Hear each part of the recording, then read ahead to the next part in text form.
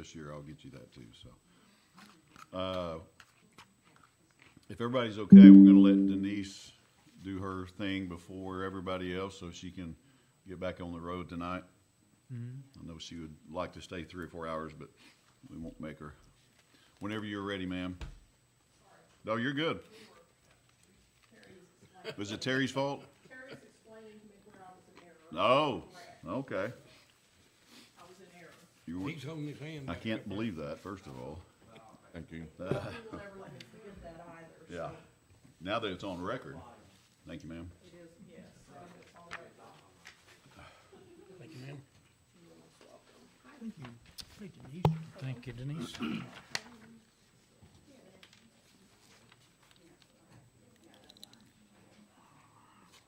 I want to introduce Terry Adams for a moment, please stand up. Yay. For those of you that do not know Terry, Terry is the senior account engineer assigned to the city's account, and contrary to popular belief, he is the one who does a lot of the design work in conjunction with our engineers, and probably doesn't get enough credit.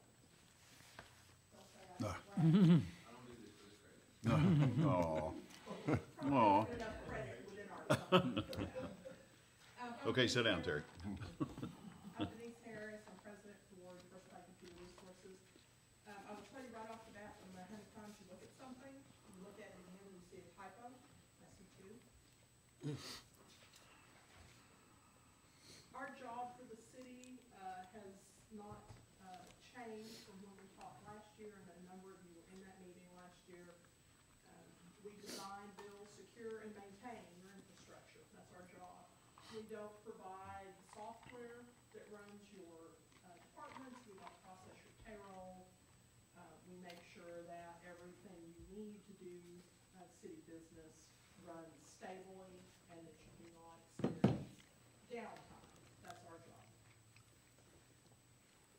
Every year we try to give you a little bit of information about things that we hope you consider in your decision making for the coming year. And so this year, the topic is scale, security, and cost. And when I say scale, I use that word deliberately because scale can scale up, scale can scale down, right? Scale is about making sure that your technology meets your needs today and in the future, that you're not locked into something that you won't need in a year from now, or that you can't do something you want to do a year from now. So we want you to be able to scale. Security is critical for obvious reasons, and then cost is on everybody's mind. Mayor asked me how business was last year. Business was okay. It wasn't bad. It wasn't great. It was okay. I think most small businesses are in that same boat where we're watching our money, and I know the city is watching theirs. Technology supports everything the city does. Your email, your phone, your payroll, city infrastructure maintenance and development, water production, water treatment, water billing, fire and police response, and the list just goes on and on and on. So infrastructure affects every department that you have. Like many things you're looking at with your budget, there's rising costs that are reflected in your technology solutions. And as your outsourced IT department, we're very focused on making sure that anything we recommend to you is fairly priced, that you can scale up or down, and that you're not compromising security. Those are our goals. In 2026, small businesses, small municipalities across the country are focused on manageable solutions. And they need those solutions to leverage up-and-coming technology. They need to be able to improve digital equity for their citizens. And by that, I mean cities want to see citizens to be able to afford essential services. They want them to have good education. They want to have employment. They want to see growth in their areas. So the city affects what happens to the citizens in our town. Greenwood has invested in the baseline of 7 key categories that are listed on this first page, and that contribute to scale so that you can achieve your goals in an efficient manner with solutions that are practical and affordable. And so I I want to talk about these categories. These are not topics we talked about before, and so I want to be sure everybody understands what we're saying. So Greenwood has spent a lot of time trying to make sure they plan infrastructure. They don't like surprises, they don't like unexpected costs. And so the categories that are going to focus technology discussions in 2026 include a traditional hosted application. You use traditional hosted applications. Your online water bill pay that your citizens use, that I use to pay my water bill, is a hosted application. Permitting software is a hosted application. So the city has wisely looked at how they deliver services in the past and established a baseline of choosing hosted solutions that are affordable and that let them accommodate the needs of the city and our citizens. Cloud computing and integrated platforms. The city, again, has looked at how they connect their buildings together. The city of Greenwood's campuses are spread out. The water treatment plant, the sewer plant, the police department, the street department, I mean, even on this piece of property, these buildings are not physically connected together. So how do you let everybody talk when they need to? How do you get purchase orders to your directors? How do you get payroll submitted? How do you do those things? So the city invested in a Cisco platform many years ago that is targeted at small municipalities and small businesses. So Meraki, which is the product, provides the connectivity between all these campuses. So it does it in a very efficient manner and allows you to use low-cost internet services to accomplish that. So you have invested in this integrated platform that is housed in the cloud that lets you add locations or reduce locations so you can scale and manage your cost. The city has leaned into the Internet of Things, so you may not think about it like this, but the first example that popped to mind, because I talk to you periodically, it's an issue, is the fire station door access. Right, that's not a computer, it's a thing. And his thing depends on the internet being up so that he can get in. Things are lots of different kinds of things. Phones are things, your phones depend on the internet. There's many others. There's things you don't use that could use internet. Your SCADA systems are currently, an old-fashioned radio call. They could be internet-based if that's what you chose for them to be. So you have an internet of things that your city depends on to do their jobs. AI, artificial intelligence. I know there was a resolution submitted to the council some months ago to approve the governance of artificial intelligence use within the city.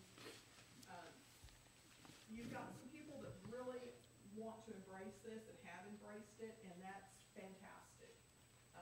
That governance policy has allowed you to establish a standard for AI for your city employees, and that's going to facilitate things like less time in data analysis, automation of routine tasks, so people are not sitting there opening, closing, adding, moving, copying between spreadsheets, documents, etc. So you have established a baseline for your artificial intelligence. Your cybersecurity, you started years ago with looking at how to have the best protection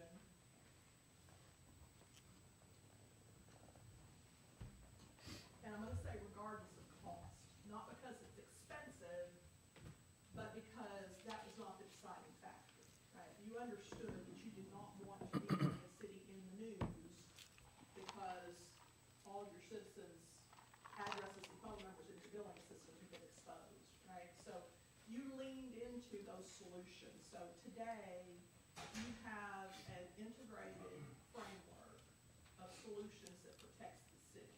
It protects the computers, it protects the internet, it protects the email, it provides business continuity with backups, it provides disaster recovery by having off-site backups. Just the list of things goes on and on. Cybersecurity training for everybody at the city. There's just a long list of things that you have approved.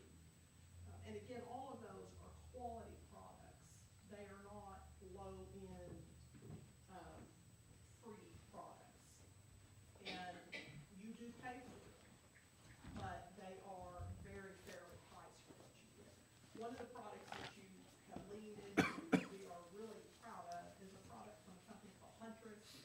Huntress is a veteran-owned company. It was developed by military cybersecurity experts when they came out of the military. And their mission is to provide protection to you from ransomware attacks at the same level that, I always hesitate when I'm saying this because I don't know how people will react. At the same level that our federal government tries to protect itself, Thank you. right? So the best of the best, developing a product that a city in Arkansas can afford. And it protects you very well. Digital infrastructure, you've got internet connectivity to all of your campuses. Again, you leaned into that many years ago. So we only have one provider in Greenwood. Cox Communications is the only internet provider in the city of Greenwood. We would love to see Dobson Technology in the city of Greenwood. We would love to see Ritter Communications in the city of Greenwood. But building out the infrastructure is a cost. So, we work with those companies every day, and we pressure them every day that, drive down the Highway 71 corridor and look at businesses, look at what's in Greenwood, look what you see here. There's a market, and we need you here.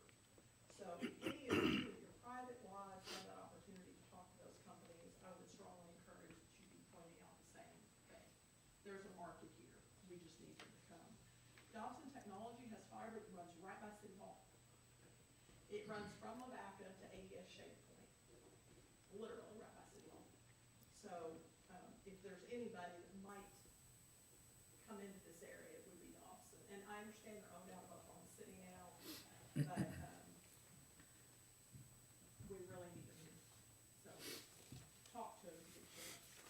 We are not the final word on IT solutions you pick.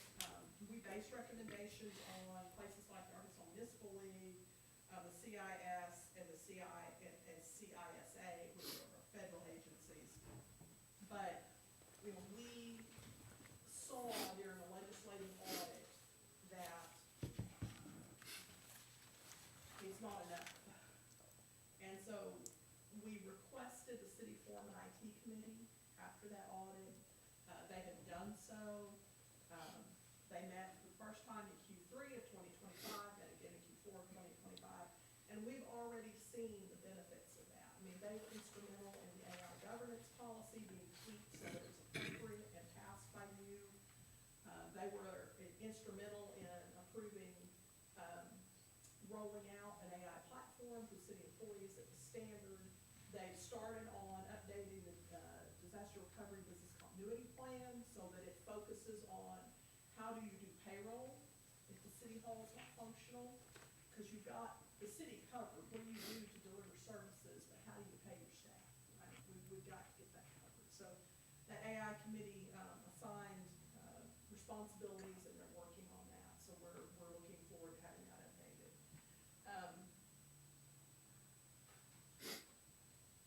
The third page are some recommendations for 2026. These are not budgeted items. These are recommendations that we are requesting that you consider doing. And this is over IT system. You're in a contract with Cox Communications and their VoIP solution. It was a great solution when it first came in because it was one of the first companies that offered a solution to small entities. VoIP solutions were intended for the Mercies and ABFs of the world. But they have not maintained it. It is difficult to use. It doesn't really meet the needs of the city right now. You have people who don't really want a desk phone, so why are you paying for one? They would prefer to use their company's cell phone for their communication. So when you call them, you don't know they're not on a desk phone. You just know you got the person you need. You have people that would rather not use a desk phone, but would rather be able to use phone on a computer. Right? But it's difficult to do with what you've got. So we have started an evaluation process, and that's this first item. They met today for the first time with a new vendor. That particular vendor's solution costs less than what you got now, and it's a more friendly, easier to use, more full-featured solution, and it will let you do those things. Don't put a desk phone out there on Denise's desk if she's never in her office, right? You're just paying for something you're not using. So we would like to evaluate the solution Dobson has, and we will meet with them Friday to kind of vet their solution before presenting it to Danielle and the group that looked at that.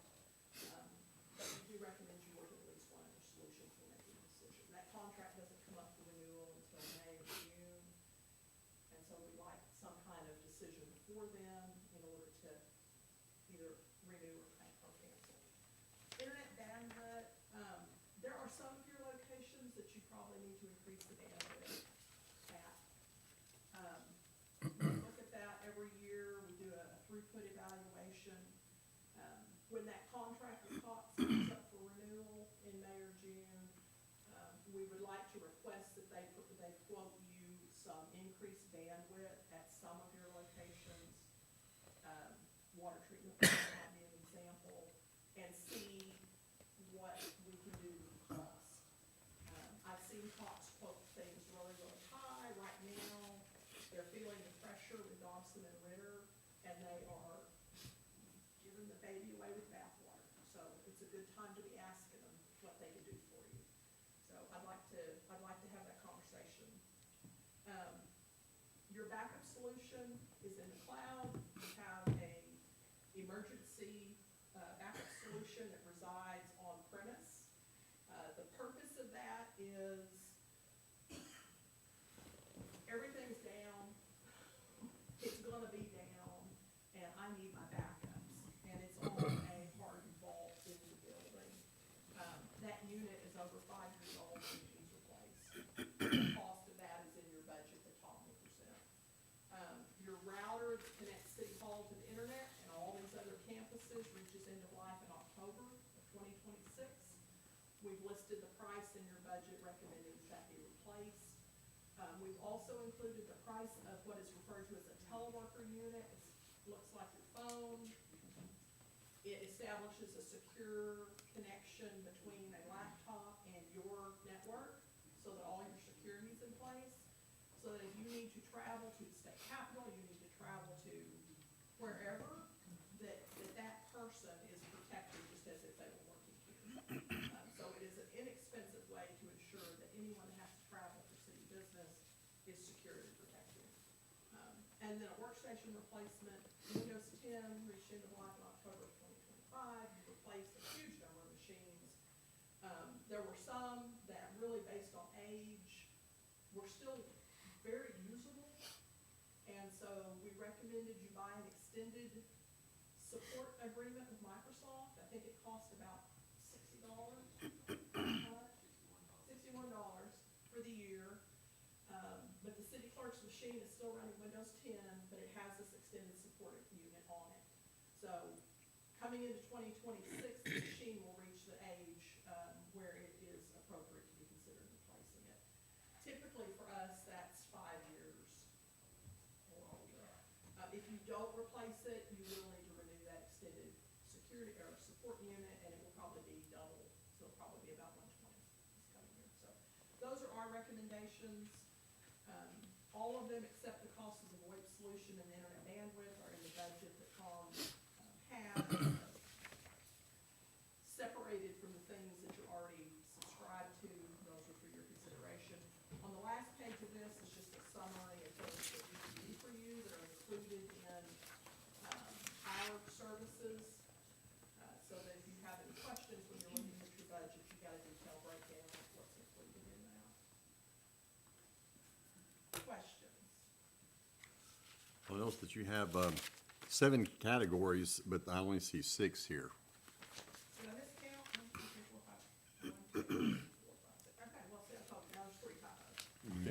2 on here, 1 in my brain. Can't count. That's also his fault, I think. That is Terry's fault. Terry's fault, yeah. Terry saw this when we got here today, and that was entirely his fault. Oh, thank you, sir. I get the award for the oldest operating computer in the city. Well, Thank you, sir. Well, it's only, it, thanks. If you think about it, Shirley, it's kinda only fitting. Right? That's a compliment. How so?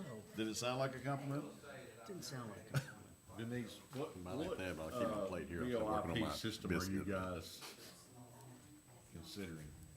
The voice, Voice over IP, what are we suggesting? What did you look?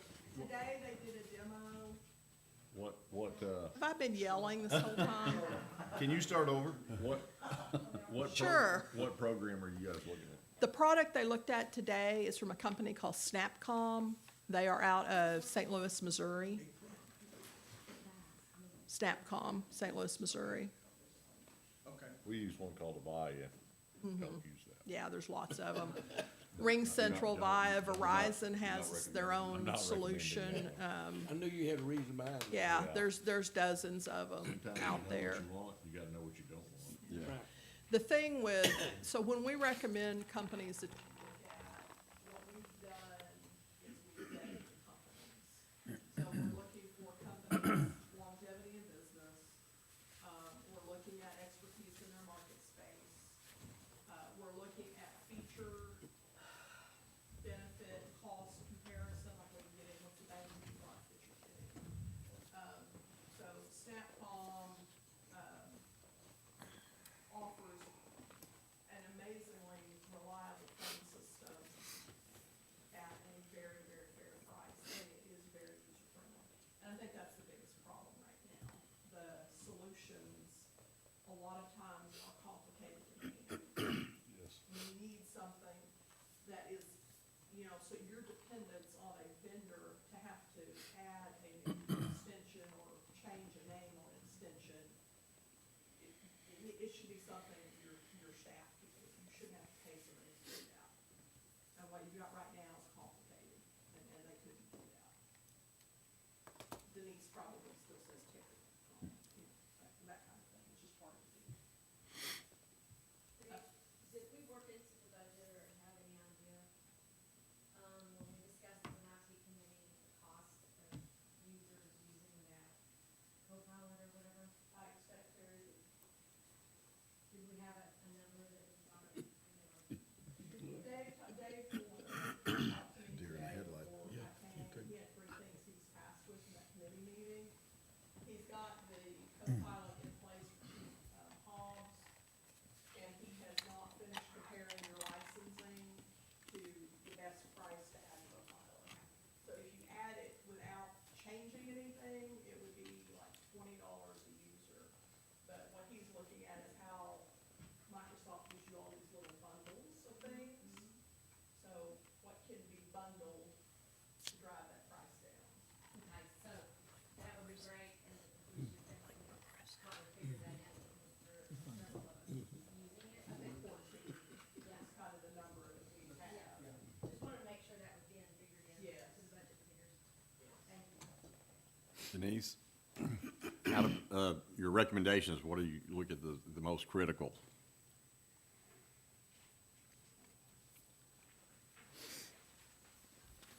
I tend to list things in priority order because that's how my brain works, so I'm just double checking.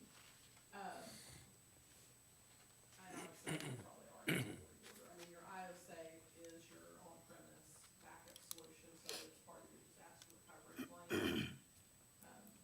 That unit is over 5 years old for it to be on this list, and by that, we mean at 5 years, the manufacturer stops replacing, say, the hard drive that is for free. So it's time to replace that, does not mean the unit's not working. And then the Cisco Meraki is next based on probably calendar date.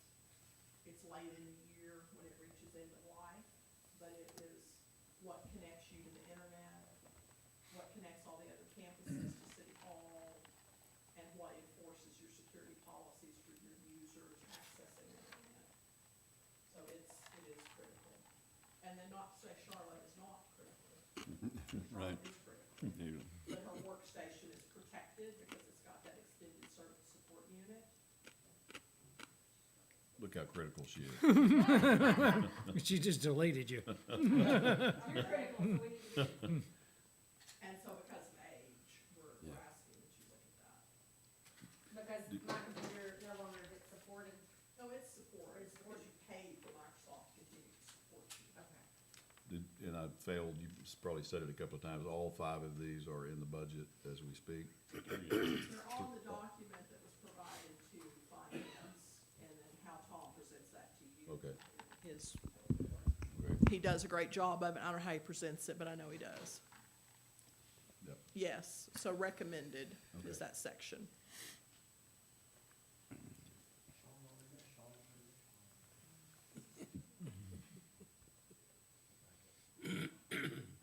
One of the things that we don't have on our list, but I still see up there, and this is old business, it's still about the cabling in this building, and the fact that that used to be the police department, and that this nearly touches the roof. So the cabling has had a lot of pulling and tugging and rearranging, and it's not always stable over there. But that was a big number when we looked at having to recable things Did last we year. not address some of that, or no? Wi-Fi access points have started being replaced, or were replaced. Back the last holiday before Christmas before Thanksgiving that you were closed. Dave was here by himself, and I was a nervous wreck the whole day because there was nobody here but him, up in the roof. But there's still cable connections in the wall over there that are just not, they might be good today and they might not be good this afternoon. I would suggest that you want to take some bids. I don't know what the dollar amount is that you're required to take bids, but there are several good cable companies that could come in and tell you what their opinion is and what that cost would be.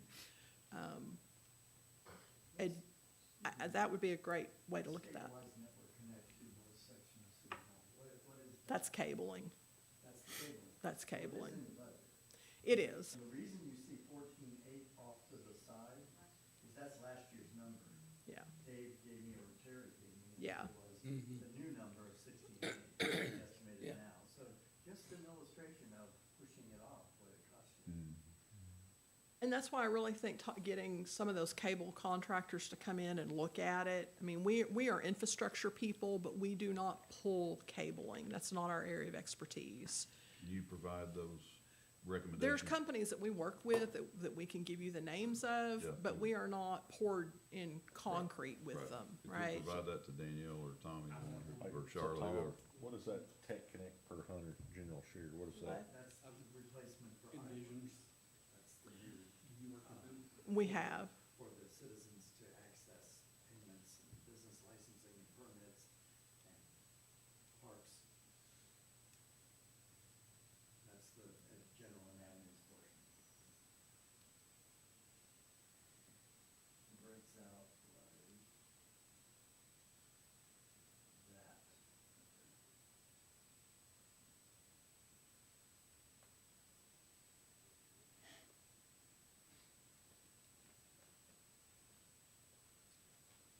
That's not ECRs. Because I don't know I don't recognize Tech Connect. Okay, This is for payments and gotcha. Dave would have recognized it.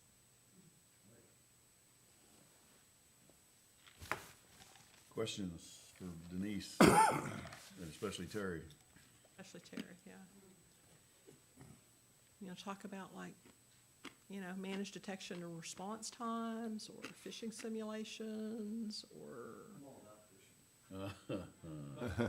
that stuff. Yeah, fishing with Pete. Different fishing. Well, I know we're not finished necessarily, but thank you for the presentation, thank you for the service that we continue to get, and everybody in the building acknowledges that it's awesome, even Terry, so I like to make sure. Let's just be very honest, Dave Fulgham is awesome. Dave Fulgham is awesome. is awesome. Dave is We awesome. thought we lost the old donut thing, but he's back. He's back, Yeah, Can you expand the acronym DCR there? Diversified Computer Resources, Okay, that's, Inc., Yeah. period. okay. That's them. Yeah. Okay, I just wanted to make sure I understood. I'm acronym challenged. That's not, There was a Don't, Stephen. Don't take opportunities that you need to. I know. 26, Trying to hold a good 27 years ago, core. there was a lot of argument, fussing, and about that discussing went into picking that name. I don't know. I don't know if the blood, sweat, and tears was worth the length of the name, but we lovingly refer to ourselves as DCR. Okay, I got it. Thank you. Thank Thank you you. very much. Thank you. And Terry. Enter. And Dave. Donut Dave, what could be Terry could be? Did, Taco Terry. Taco Terry. Okay, thank you very much. We will move on. We have contracts here to go over. Bob, you already did your thing, didn't you? Well, don't, make sure I didn't forget that.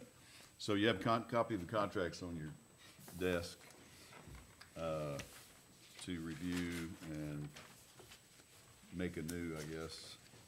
Kenny's here with the Boys and Girls Club.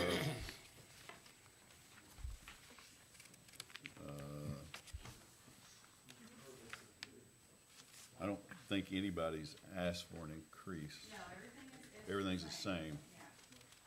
Yeah. I got I should know this, I don't know. The amount of funding to the Boys and Girls Club is not actually in the contract, is that? Huh? Did I not see it?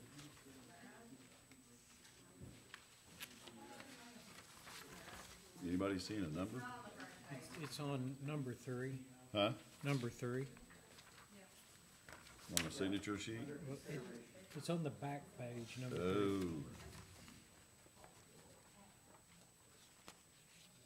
Oh, okay, sorry, I overlooked it. Sir? Well, mine says 21, is that right?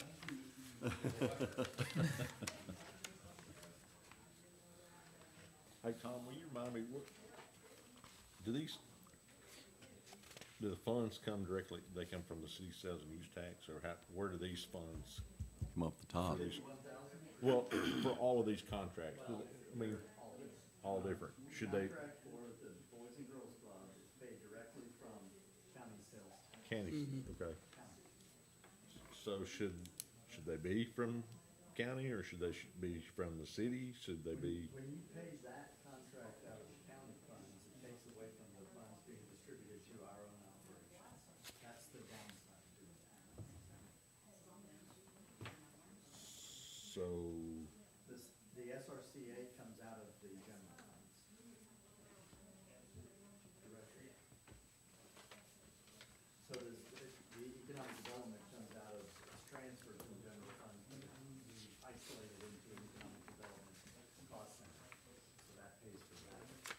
What other ones are in here? so my question is, Fireworks comes out of the general funds. The only one that's not, that is coming from tax dollars is the Boys and Girls Club. Boys and Girls Club and lobbying. $40,000 lobby comes out of the county sales tax. Pre-distribution before it gets distributed based on your wishes of percentage to the operating departments. so, I mean, is it most appropriate to come from county taxes, or should it be from somewhere else? That would not necessarily be a question that I would be able to answer. I would think that contracts with nonprofits should come out of the general funds or the fund that benefits most from that service or that contract. I would not think you'd want to take the county sales tax and take away from the operating departments, but that's just my opinion. There's nothing that says you can't do it. Thank you, Denise. Well, I said, was the retirement center at one time taken from the, Not since I've been here, but the indication is that it was at one time, because when you go to the, oops, sorry. because I have a dash So on when it. let me go to the county facility, I'll show it to you.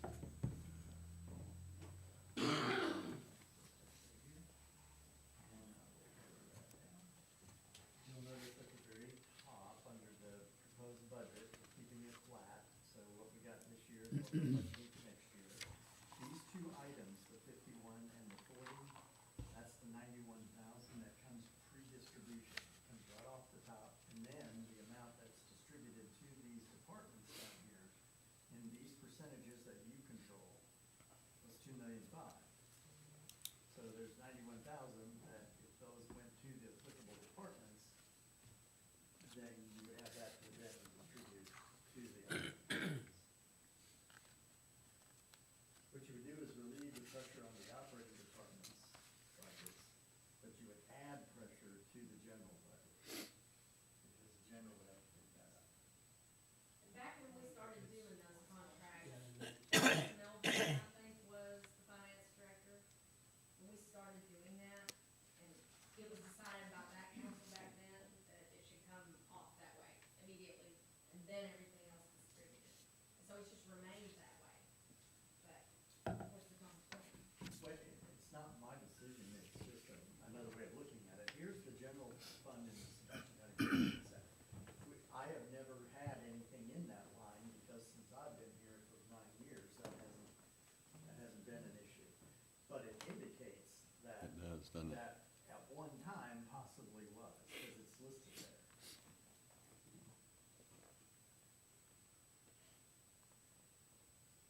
Just something to think about. Like I said, if you take it away from there, you're putting that $51,000 pressure on the general fund, which is unrestricted, and you can pay that. Just like you said, you're also putting pressure on the general fund, additional pressure on the general fund, which we're well below $1 million. Correct. Right. But the general fund has kind of, I think, been running a surplus, I think, over the years too. Well, the surplus has been declining primarily because of the demand on it by the operating departments.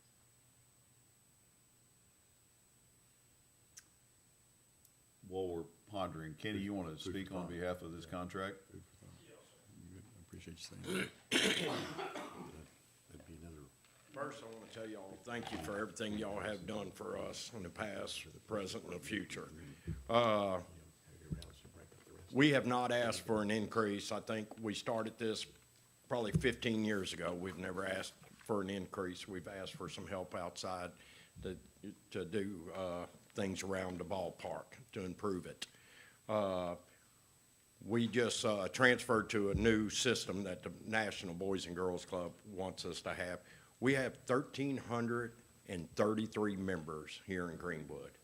We provide all the sports except for the pit bull football and of course the volleyball. We don't have the volleyball, but we have the kids. If y'all have been out there, you've seen all the kids. All this money is directly going to them. And as times have cut, because things have been tough, federal government, there's a good chance this year that the National Boys and Girls Club, who we pay in this last year, they got cut, they gave us $11,000. The Congress has not passed anything for TANF this year, or I'm sorry, OJP. TANF, they slashed it, that's from the state of Arkansas. In fact, we're not getting anything from them this year. I think we qualified for 2,000, that's it. So this money right here is a must for us. It's a must for the kids in Greenwood. We have done, we've been out there since 1973 when H.B. Stewart started it out at the club. We survived the good years, the bad years. Doug being the director for 10 years, you know, me being out there for 20 plus years. And we wouldn't be here if y'all wouldn't have stepped in 15, 18 years ago. That place would be closed down. It's because of y'all that helped us get through the times, and we appreciate it.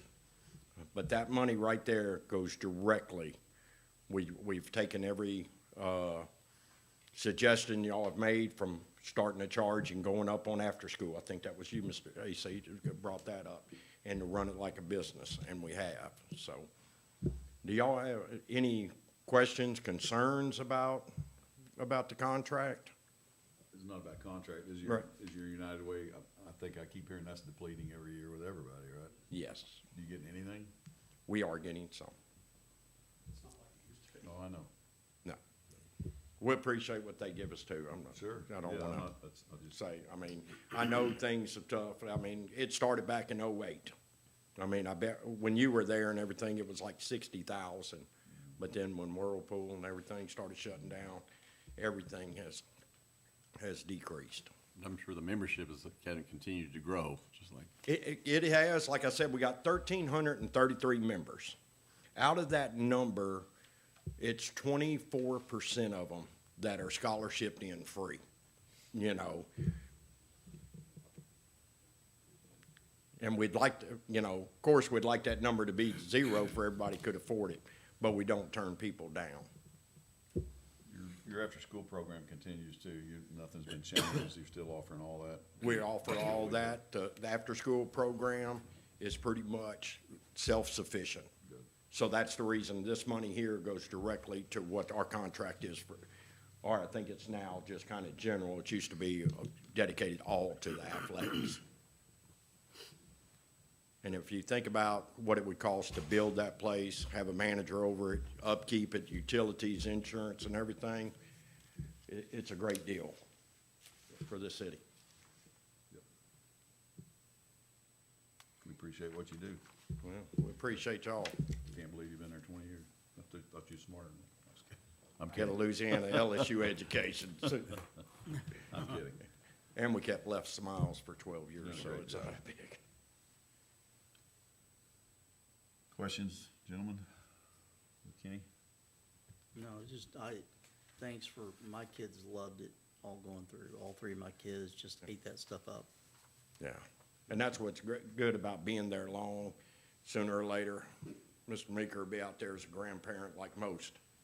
I mean, I've seen, Sooner than later. no, I'm not like soon. I'm talking if I'm still alive, 5, 10 years. Like that. But that's the greatest thing. I mean, Doug, you see it, people that grew up out there and what they did. So, and we really appreciate it. We're starting a robotics class, a program out there this year. That's a new thing, along with our cooking classes. So, I mean, we're trying to help these kids as much as we can. Awesome. And you know how I feel. The sports is amazing. We always had fun. We always had nightmares, but we had fun with sports as you do. Right. But that after-school program is huge. It is big, and especially nowadays, you hear the numbers of kids that are being diagnosed with everything. Yeah. And it is out, there's a lot. I know when I was there, the term was latchkey kids, you know, that didn't have a place to stay after school. Right. If they were home alone and all that stuff, so. Yeah, and that's what would happen if something would ever happen to that. We would have 90-some kids going home without somebody. One more question. You still running buses, or a bus or two or something? The school supplies two bus routes, same school. They go, and then we have and I need to get this right, a special bus, I think is what the terminology that comes out there also. Cool. Yeah. Excellent. Thank you, Kenny. Appreciate you. Thank y'all. Keep up the good work. Thank you. You are what makes Greenwood feel like home. There you go. Except for the LSU thing. Yeah. Bob, you want to speak on behalf of the economic development? If you don't have any questions, I think kind of see what we've been trying to do, spend more time and make these things happen. We're always open to more suggestions. Okay. Thank you, sir. Well, we appreciate what you're doing on all this election and all that too, so thank you. We're working with y'all allows us to do this. Sure. Any questions on any others here, gentlemen? Is the I- shelter's the same, Sorry. the dog, Yep, yep, that's the same yes, as before? yes. And we're still very, very, Chief's not here to say, but we're very, very satisfied with what goes on out there. They do a great job and take care of the animals and great relationship with our new animal control, sorry, she's not animal control, what is she? Animal service. Animal service. Yeah. Did we talk about SRCA and the difference yet, how in that contract it says Oh, yeah, take care of their building and right. that changed? Did we, is that kinda highlighted where we did that, where it's, No, I didn't know. okay. Obviously, with the new building that the city owns, it's a little different. We're maintaining it, we're doing everything. We were doing kind of that anyway, but we're certainly doing it different out there, cause it's ours. I don't know, what else, what did we specific, Budgeted $5,000 or something? Before for maintenance repairs? Tony, between 10 and 10. Yeah. Maintenance, repairs, and utilities. But that's a change we made on page 6. yeah, You're gonna notice on page 6 of the general budget, in that line. And I just saw that going on with, the utilities nonprofit SRPA contract, that 20 just wasn't renewed, that 20 should be 0. yeah, Because we don't have that building anymore. And the amount for the new senior center, we increased to 10. So there will be 2 changes that you'll be, need to make. You Yep. seen that? I'm not seeing that. Where'd you say that is? Page 6, Oh, this contract handout or? no, on the budget. Oh, okay. The budget going along the lines of why the contract needs to be changed.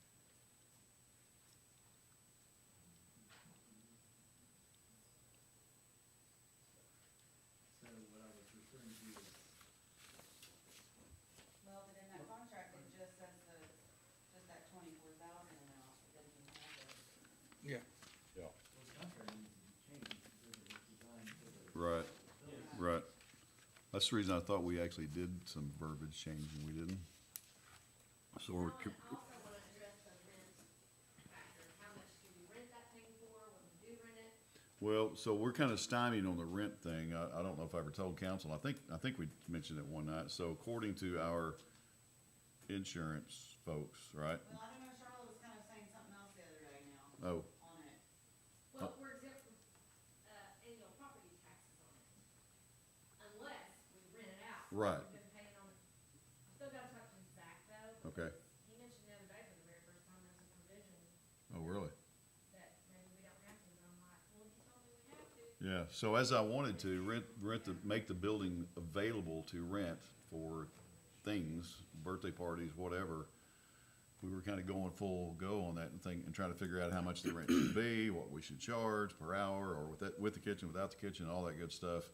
And then we kinda got word, I guess through Charlotte and Zach, that you couldn't because Then we have to pay. then we would have to pay property tax and would that Would you make it? offset that? Would we make any money or would we go in the hole by renting it?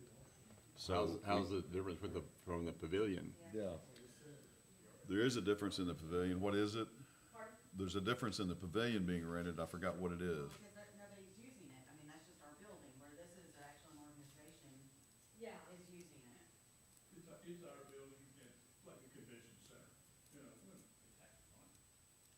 City, Right. Because we're not necessarily, I guess, making profit on it. Something about profit. On the pavilion. Yeah. It may be green light and we can do it. Let's make sure, cause I want to do that. I think And it's, the last time I talked to somebody at the courthouse, and last time Charlotte and I talked, was that we were told we would have to pay property tax if we rented it out. right, that's That's what, the way it has been for the Yes. fire. I don't see how that's any different than pavilion. Yeah. I think it's had to do with the fact that nobody stays in the pavilion. The pavilion is empty unless somebody rents it. Whereas the senior center building, we actually have an organization that stays in there every day, well, Monday to Friday, I have an email about it all the time. is the issue.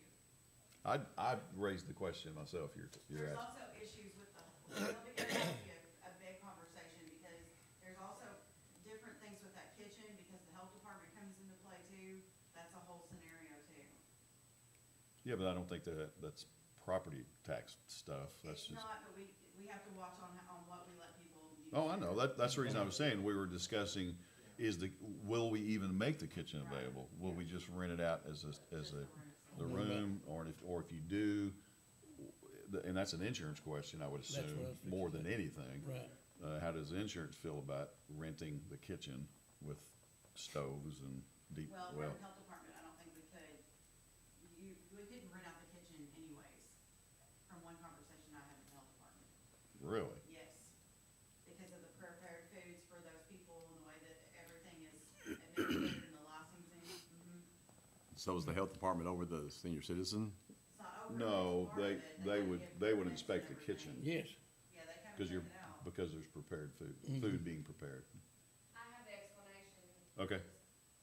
Hey, listen, it's an easier It says, pill to swallow, if you wanna call it that, by not allowing the kitchen Right. to be used, cause you never have to worry about it. Zach says, to answer your question, the difference between the two properties and scenarios is based on the predominant use of the properties. While ownership is somewhat helpful, it's the main use of the property which truly provides the exemption from the property tax. The park's main use is being set up as an open public space, and the pavilion that is present and able to be rented out is considered an incidental, non-conforming use. This is further demonstrated as in most cases, the pavilion is rented out at a nominal or less than market rate, which is put back into its upkeep, utility costs, et cetera. The same would go for the senior center. It would still qualify for the exemption if it's at predominant use, if its predominant use was being used as a public place open to everyone and owned by a local municipality. The renting of rooms would be an incidental or occasional straying from the intended use. But the property would still qualify since the main purpose was public property utilized as such. So, in other words, we can still rent it out if we give everybody equal opportunity. Whereas if the fire station's only one specific for-profit type ventures. We can still get our property exemption and rent the senior center out, Okay. as long as we give everybody the choice. The- We can't just pick and choose who Yeah. gets to, Yeah. I mean, As we do not the pavilion, yeah. that we don't. Right.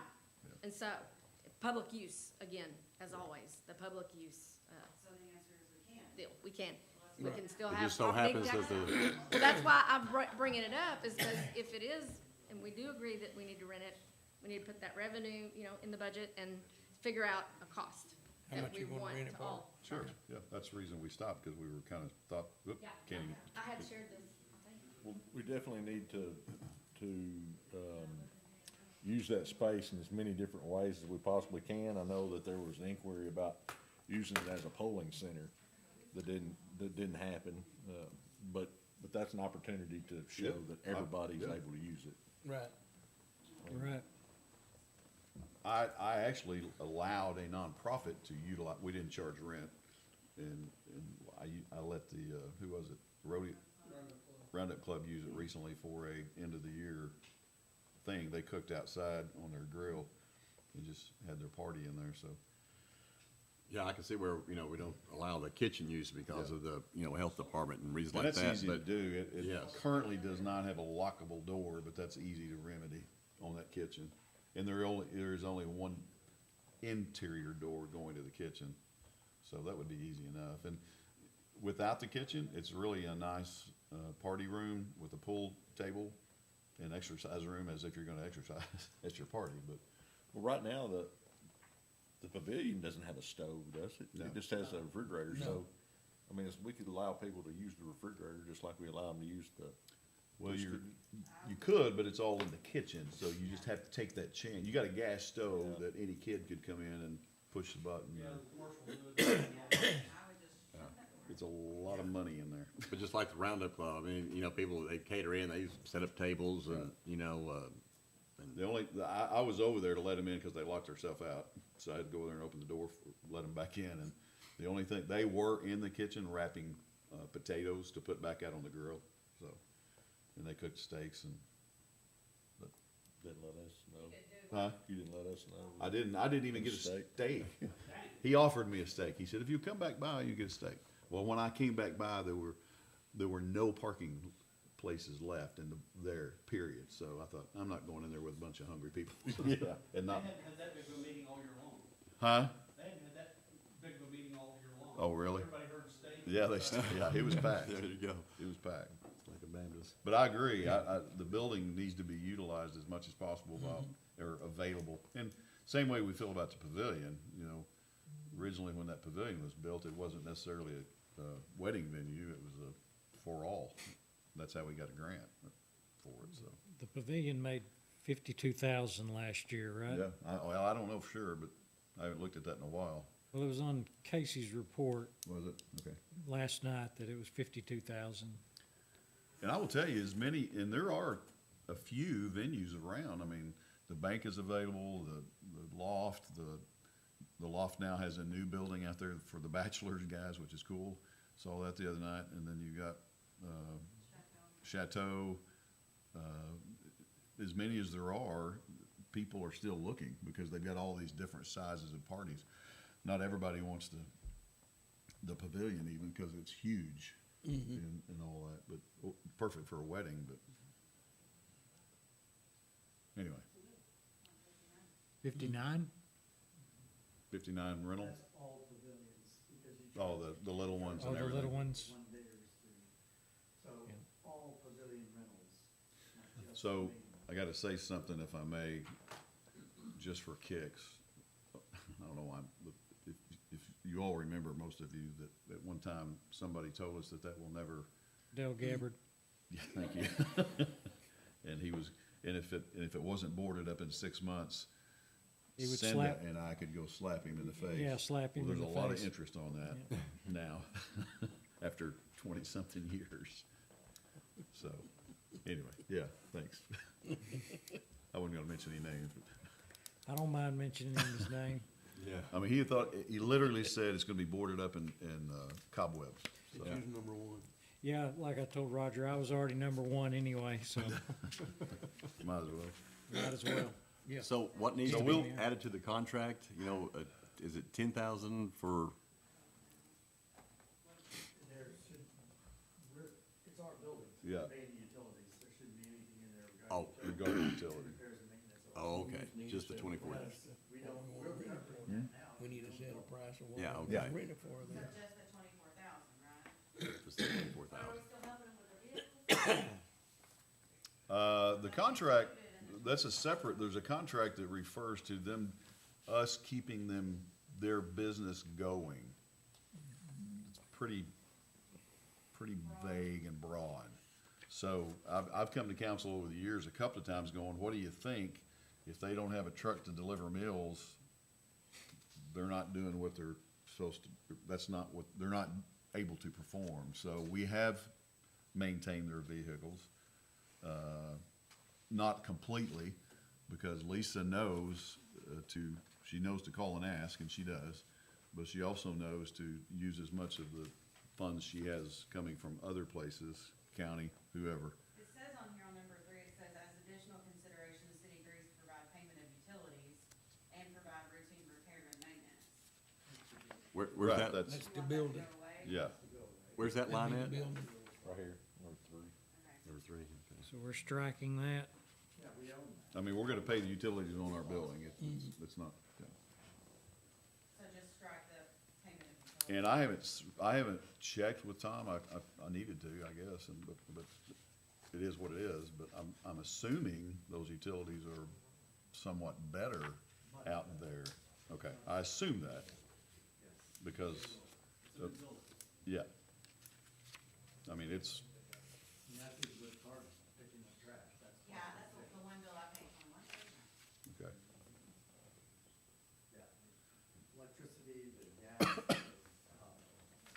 the water yeah, from Jamesport. right.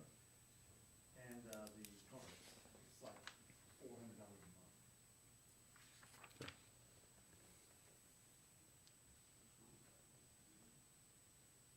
Okay, so just the one, just the utility part's the only thing that needs to be removed on there. 'Cause Maintenance, we're good. maintenance, Oh, maintenance, you want that too? And Well, It's just understood since it's our building. we isolate maintenance and repairs to this new senior center, but that's operating expense Okay. for us. Alright, I'll get it. Rental income will defray that. Has this health and wellness all always been here, we'll purchase exercise equipment. Yes. Well, it's always been in the contract. Is it for us to buy it? Is that what you're reading? Well, we're talking about insurance. They have to have exercise equipment according to their bylaws or whatever the SRCA does. They, Cause it's an activity. Yeah. Right. there's a lot of this going on. And they do, they have it. Now, I will, well, The insurance thing scares me when you're talking about like a treadmill or Well, something. they get those donated too. a lot of well, times. he's just talking about utilizing it Yeah. out Yeah. there. They wore anything out yet? Not yet. Every time I go out there or talk to them, they're, well, for a while, as we all knew, Danielle and I especially, there were many calls from Lisa saying, this is not working, this is not working, this is not working. And sometimes it wasn't working, but sometimes it just needed to be turned on. And I'm not trying to be sarcastic, it was just, they're trying to familiarize themselves with equipment. I think we had an issue a little bit, Chief, early on, not after they got in, I guess, with the whole thin hood, we got all that straight, that's all good. Ice maker was an issue for a little while, that's done. Everything else up right now has just been smooth sailing. And I will tell you, I'm not trying to do a commercial here, but they, all of them, absolutely love it. They love it where it is.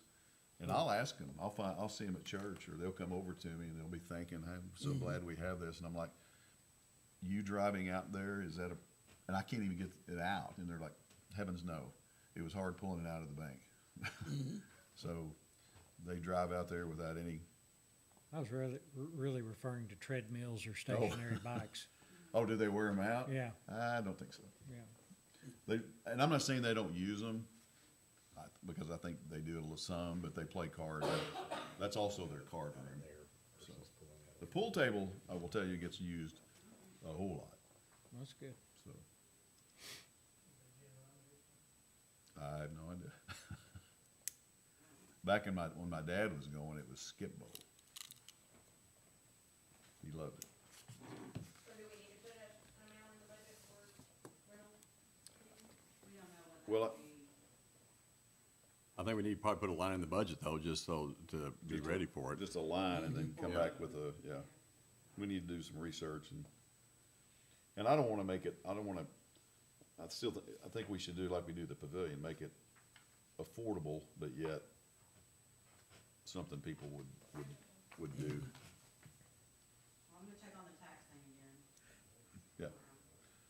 yeah. And it doesn't hurt, we might, while we're talking and asking, and even though I think it's probably wiser not to do the kitchen, let's ask Teresa, cause that's her, she's got it right, about that, the kitchen, Well, and the health department, yeah, yeah. Right. Well, I could see, like Ralph said, just make it just like the pavilion, you know, they don't, Yeah. I mean, I guess they do have access to the kitchen, but there is no, like, There's no oven, cooking. yeah, no cooking at all Ice and boxes stuff. And- and sinks. Now, what they would have, they wouldn't have access to a refrigerator unless they get in the kitchen, but they do have it's an ice bin, it's a dispenser, but it was filled from the kitchen. So we, or I, or somebody, not to mention anybody, if we're gonna rent that and we want them to have ice, we go out there and dump ice in the thing and then it's available to them without, cause you gotta crawl up on a ladder to do it. Wait, Well, we have access to like a sink or, Not without going in there, yeah, I mean, other than the bathrooms. the way the original grant No, was on isn't the there a little sink there pavilion, in the by the, Maybe by the coffee I think there bar. is a little sink by the coffee bar, I think. the way the original grant was on the pavilion, that's all they would allow, is what's there. Oh, in the pavilion, yeah, Yeah, And if we were to do any more, we It's- would've lost the grant. right, yeah. whole And- new ballgame, Yeah, which would've been things that lit on fire. right. So that's why the pavilion's the way it is. And Now it that rent- they, and it grants rents pretty gone in, well without it. you might could go back and add something if they needed to. But it is a caterable place that they can cater into, and they still have places to do prep. And there are tables out there that people, I mean, like, they can, like saying, set up, At the center? at the, yeah. Oh, they stay up, yeah. Okay. Yeah, it's all there. I mean, if you just walked in there and didn't have access to the kitchen, you got really beautiful, nice bathrooms, obviously. You've got a room with a pool table in it. You got a room with a card table and exercise equipment. And then the dining room is all set up like it was when we had our grand opening. And then there's a piano. So could, Huh? It is going to rock their boat when What? we rent it out. Well, they're aware of it. I know. They've been, They say that. I but told them up front. The first time they come in there on a Monday and try to get ready to start doing lunch and the tables are all, Well, they will just not have, we won't allow that. yeah, It'll be like the pavilion. You put stuff put it back. back where it was.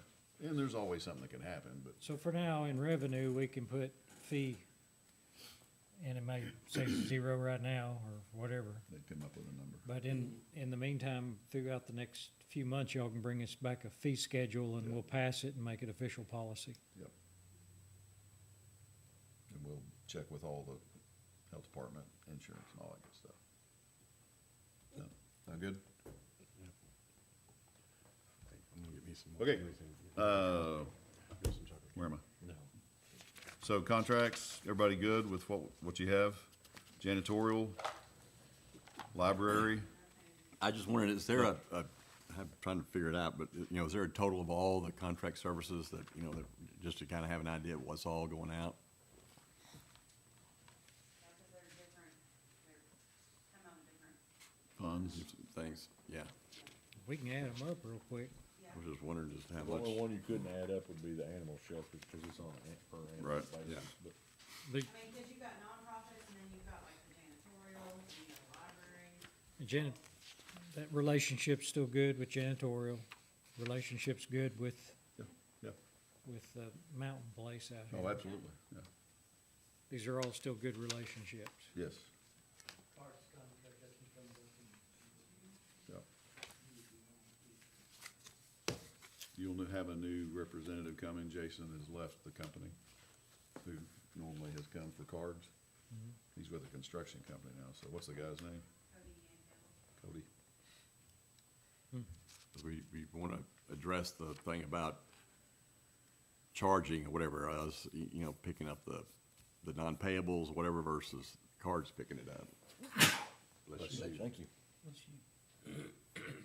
Yeah, that'd be the time to do it, yeah. Is that still a good relationship? Cards? Yeah. Oh, yeah.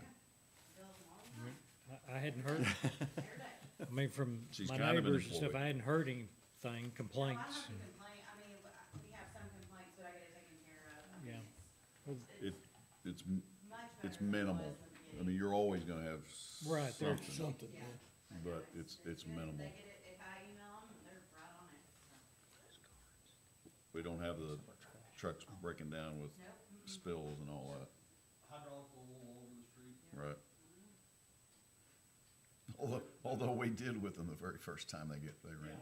Well, but then on the cleanups too, I mean, they just are tremendous to work with, And they have donated. In fact, Danielle was quick to call, cards and get a donated, dumpster for the old senior center as we went in there and did our thing to get out and remodeled and tore stuff out.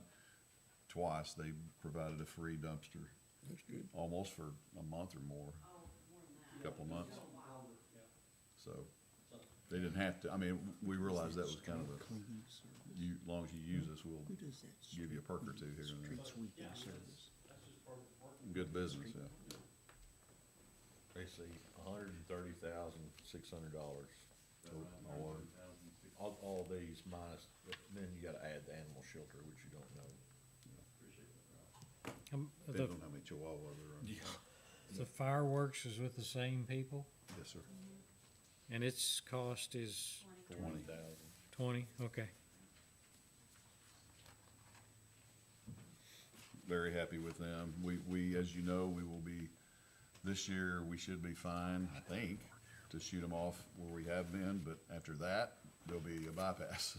So we'll have to do some adjusting on the placement of Well, we have to do what we did with the bigger, the, I know, before we shot the bigger ones from this year, right, that might be. back up. Yeah.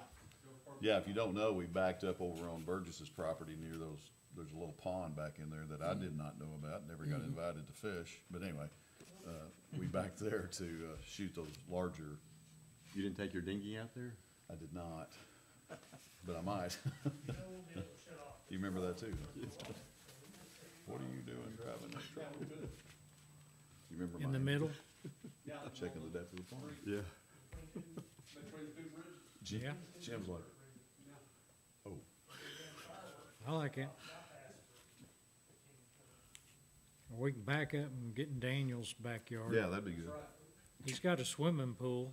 That might, And especially with all that material that may be buried out there behind his house. yeah. Light up. Yeah. Anywho. All right, good on everything, contracts? Good to me. Okay. If we are, we will move into the big stuff here, I guess. We're gonna let, Ms. Danielle go first, with the general. And then I'm gonna have a jump ball. Kenny, do you bring your ball? No. We're gonna do, we're gonna do a jump ball between Stuart and Jeff. Don't get me in trouble with Jessica. Do I? Tacos? Still want to get a city in town. Yeah, I agree. By the way, I feel, we're live streaming, correct? For the folks at home, this is a non-voting meeting. We're relaxed. It's a budget study session. That's the reason we eat. Just wanted to let the public know that this is not our normal council decorum, but we're getting better. We're trying, so, yes, ma'am. Okay, here we go. I don't know where you wanna start at. The beginning. The beginning? Okay. I don't have a copy, by the way. Can I? Yeah, I don't have either. We have copies. Nobody has a copy. Nobody had a copy. What is happening? Falling down. Thank you, Jeff. You betcha. Sorry. Thank you. Sorry. I'll know next time. Thank you, sir. Thanks, Jeff. Sir? Thank you. Oh, you're welcome. What a decorum. The fish are biting out at Blue Mountain. Hey, You're getting it up right now? That'd be the street budget. Yeah. We'll We get need to the that. general. He's trying to go home. yeah. Yeah, you give us the street first. Well, I'll just wait. Sorry. No, you're fine. Thank you, sir. No, we're about to lose decorum here. Thank you, sir. Thank you, thank you. Daniel did us a bunch of great nighttime drone shots of the lights on the squares.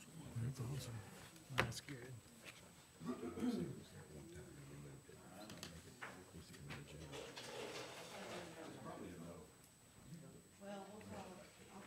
What's this regard to? Not Ken. Zach. Ken, Zach. Zach, I don't know. I was telling him about the tax deal. In Reno? What happens in Reno? Stays in Reno. Oh, I gotta watch my decorum. Yeah, I know. Yeah. Well, her email has been on for you, and see, she and I both have talked to Is the camera on? Where is the camera? on it. So we need to Oh, find it, we'll get together tomorrow. Oh, there's camera. Yeah, we are. Yeah. Somebody got to put it down on paper. Yeah, yeah, Oh, yeah. yeah, yeah, we will. Yeah. It's a good idea. Fine. Yeah. It's Yeah, still yeah. running around. What's that? It's still running. Not necessarily accentuate the positive. So we're sending you to Reno?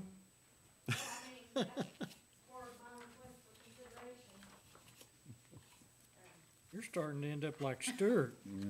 Wow. I We're, want to talk about it, I remembered I needed to hand that out to him. I'm an officer of the ACCRTA now, secretary. The bylaws state that the secretary, vice president, and president are expected, if possible, to attend the International Municipal Clerks Convention. This year it's held in Reno. I believe they said there's a change to it, and they're gonna try to make it where it's in the same place every 2 years now, so it'll be Reno the next year too. You know, It says you may be reimbursed $2,000? yes, the association reimburses the city $2,000 if I apply for it within the first 2 weeks, and believe me, when I get back, it'll be applied for. It'll all be ready to request for reimbursement, if y'all allow me to go. Do what?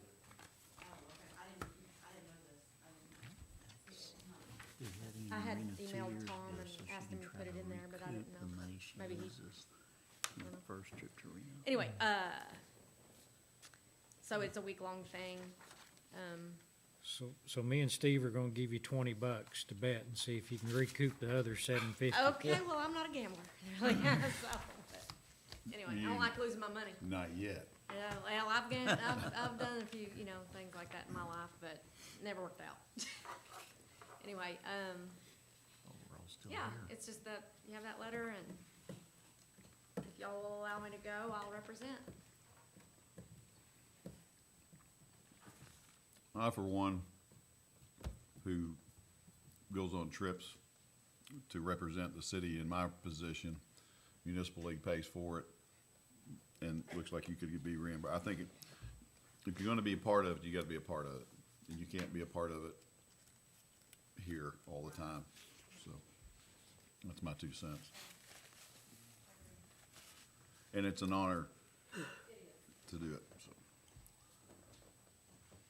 So it is on this budget, Tom? I didn't know anything about it, so I didn't have it marked. Oh, clerk treasurer conferences, is that it?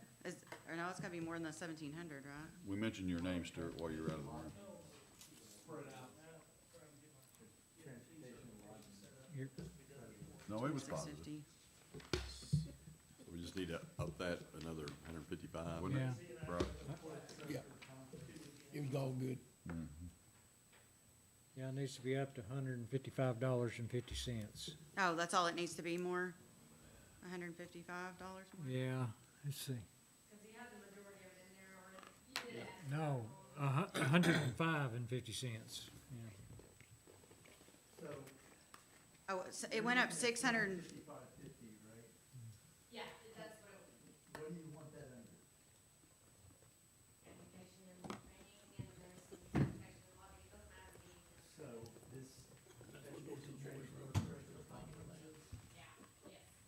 okay, you also have 2,800 in transportation, 2,650 in transportation and lodging. Isn't that what that was for your, Part of the hotel, we would go in there, okay, so so, what number? split do you- between the two, $800, sprinkle in there, however it goes. The conference portion itself is a part of it, which we can talk about later and how to parse that out, but as long as, as far as the council knows, it should cost the city around $800, 75. 800 total for your conference and the travel and stay? Yeah, because we're gonna be reimbursed $2,000, the city is, from the state association. But we will have to pay that first, and then they'll reimburse us, right? So 2,000 and something? I didn't have that, so, It's Reno, they gotta make sure she wakes up and tends the I courses. guess. So Tom, where do you think it should go? Decorum. Yes, that's true, recorded, Decorum. About 2,000 being reimbursed, so. still being transparent. So 27,550 is the budget amount, and then 2,000 will be reimbursed. Right, it'll go in against that Yeah, account when you get reimbursed for it.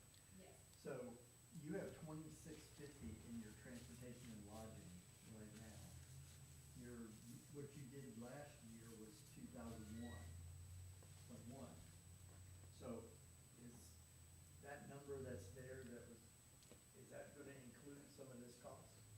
Yes, Is 26 a good number there for that overage, or do you want that bumped up a little bit? probably bumped up a little bit. How much? Probably make it, I'd say Three, 3 or 3,200. three-ish. Hope that, it comes back.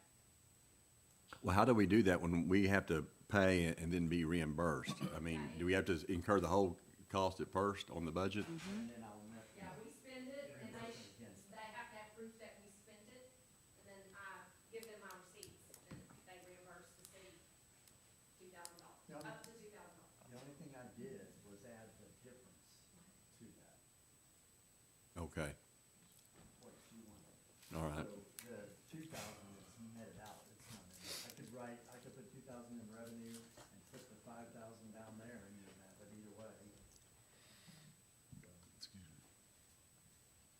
I mean, I would think that we should show how much it is, even though the money's coming back. I didn't know anything about it. I don't either, I'm waiting on you to tell me. Well, what it's you all right, we just get it, put it in there and. Well, I know, but it would have been nice to know beforehand, so I'm not just like, Well, It's not on you. yeah. Okay. Well, I wasn't in there, I had emailed it back in December about it. you have two things. Because I'm a department, and I emailed Clerk them all. treasurer conferences, you didn't break that out, it's a lump sum number. Okay, so is that including this? No, the old numbers didn't have it. Is that the old number? It probably is, I'm not looking at the last year's amount, I mean, yeah, is that last year's amount? You talking about 1,700, Tom? Is that, Yes, you're asking? yes. 1,700 is the number he's, She was at 1,500 last year for conferences. what was spent? Okay, so you don't know how much the conference cost of that 2,700 is? Yeah, on the back, it's all there. Oh, so what is the fee for the conference? Yeah, it's all right there. The airfare's in there. $700 for the conference. 700. registration. Okay, 700. So you want that to be 24, Okay, all right, right? yeah, So that includes the conference. okay. All right, now on your travel to get there with the airfare and everything else, what do you want this 2,650 to go up to? And that's before the $2,000 reimbursement, correct? Oh, no, I'll add the 2,000 to the revenue so that you can see the revenue and the expense.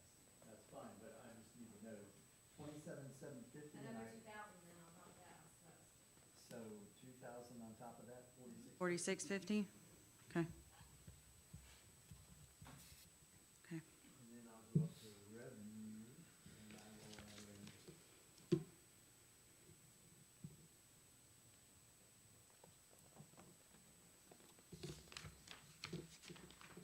So right now, I'm gonna This come up minus- at here, Yeah, so it stands out. and I will parse it out, because I have to add a new account. Okay. Okay, the revenue, the net effect is what I originally was saying.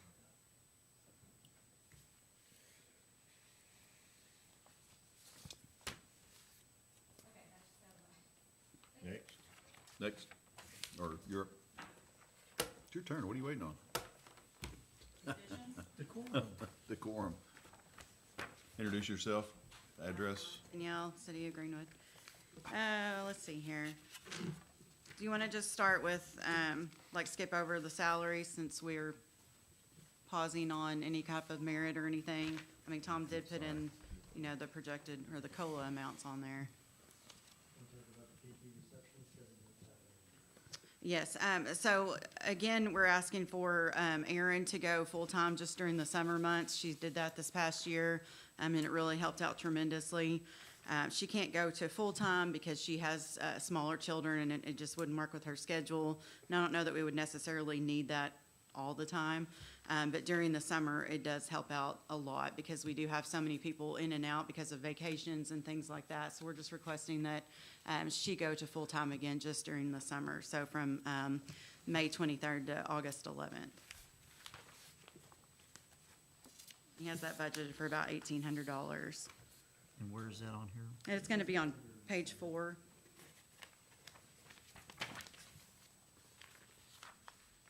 About You half- said she's going from Middle when to of, middle when? of the page. It'll just be during the summer, once school gets out. You said May? to- May, we've got May 23rd to Page 4, August 11th. Yeah. Yeah, it's got the date there. Okay. and it also has that it's summer full-time paid. Yep, Not a merit increase, but that's just where we parsed it. yeah. Found it, Steve.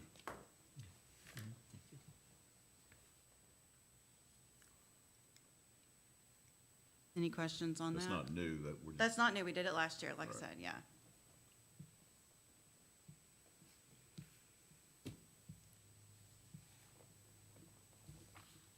okay. Good on that? Yep. All right, then if you'll go over, to page 6.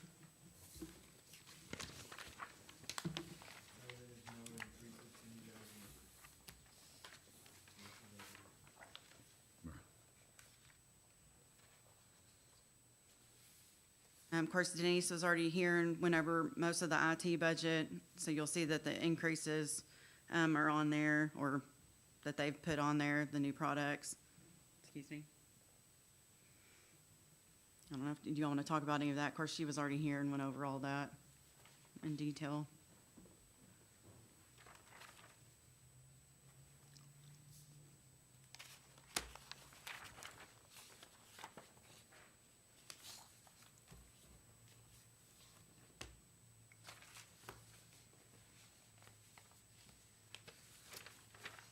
You good on that? Yes. Okay. The only other change, down, on materials and supplies, we lowered that amount to 500. We previously had it, at 750. We just didn't spend as much on that one, so we're dropping it to 5. And then down below where it says the utilities for the senior center, that's that one that we already talked about, where we were scratching the 20, and then we're gonna budget 10,000 for utilities for the senior center, the new building. We're scratching the We s- 20? It's on his screen. We've scratched that 20,000. This says 7,500. Yeah, mine says 7,500. It does, but he just, that's what we talked about a while ago. Oh, He just changed it. look at the screen, right, Tom? That was for my benefit. Page that on? 6.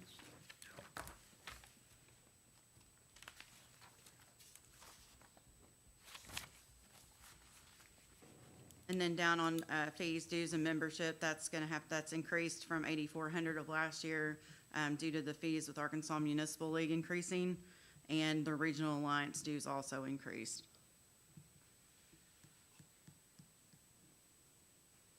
Which one is that? 63? 63020, fees, dues, and memberships. Arkansas Municipal League's fees, increased, just a little bit. And then the Fort Smith Regional Alliance annual dues were normally $750, and they've increased to $1,000. Now, what is the Portsmouth Regional Alliance annual dues? What does that do for us? We have meetings. And I don't. Enough said. It is like it says, it's regional. It's all these towns, communities, the mayors, everybody's going to meetings, talking about what's happening in the neighborhoods, if you will. Yeah. Planning, the Wapidity, Economic development. MPO, economic development, Okay. just everything combined. That's good. Also include like Oklahoma mayors. Sir? Also, Tim. And I would add a little for Cameron. Yeah, The mayor and I, 4 or 5 years ago, were critical yeah, of the organization. Yep. Because we laughed and said, hey, we had meetings. yeah.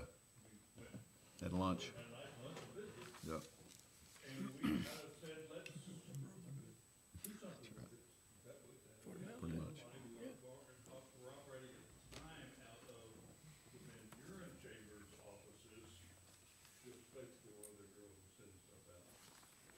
We had conversations, and Wapidity agreed to do the administrative function with it. We all know that they're serious people, they do a good job, and they're serious about the work.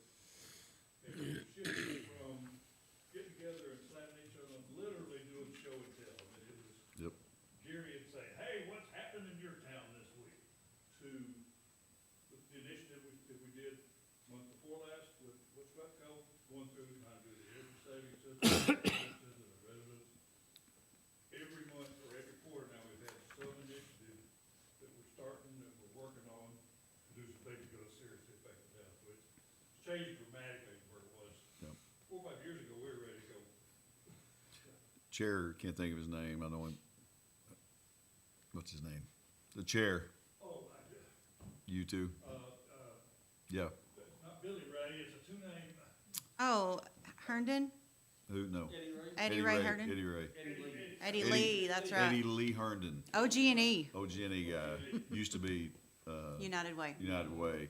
He is, it's, if nothing's happening just yet, it's gonna happen He's dragging He's- OG&E's Yeah, sophistication and muscle Yeah. into this. They brought in and did a three-section needs and assessments, and they brought in their professionals, and they Yeah. went through the whole 9 yard system, they're all moving forward with it. So we got some hope that it's gonna actually make some real progress, and do some good. yeah. Good. Okay, and then down on Adopt a Spot program, there wasn't much spent out of that either. It was previously budgeted for 1,000. We're gonna put that down to 500. And then, maintenance and repairs to the new senior center, budgeting for 3,000. We previously had 2,500, and just with the cost of repairs and maintenance in general, we'll just have to go up a little bit. Of course, that includes, air, and then the quarterly pest control, heat and air. Before you go off that, go off the fees auditing, Oh, yes, I made a note on my other one that went down. it went down because 7,500 was for the ARPA, single purpose entity audits that we did. We had to do 2 of them, 7,500 each year. So we finalized that, and that happened, that payout was in 2025. But this year, we're going to be incurring $3,000 for the initial review and audit being conducted, or calculation being conducted for the arbitrage for our bond. And that's why we have $3,000 in there. It stipulates that as a narrative. And each year after that, or each reporting year after that, it's 1,250, because they already gathered all the necessary documents. All we have to do is review the calculations. This determines whether we have positive arbitrage, where we will be sending a check to the IRS based on the earnings that we achieve through investing the idle cash that Regions does, and versus the amount of expense that we have. We net profited, we have to pay back some of that.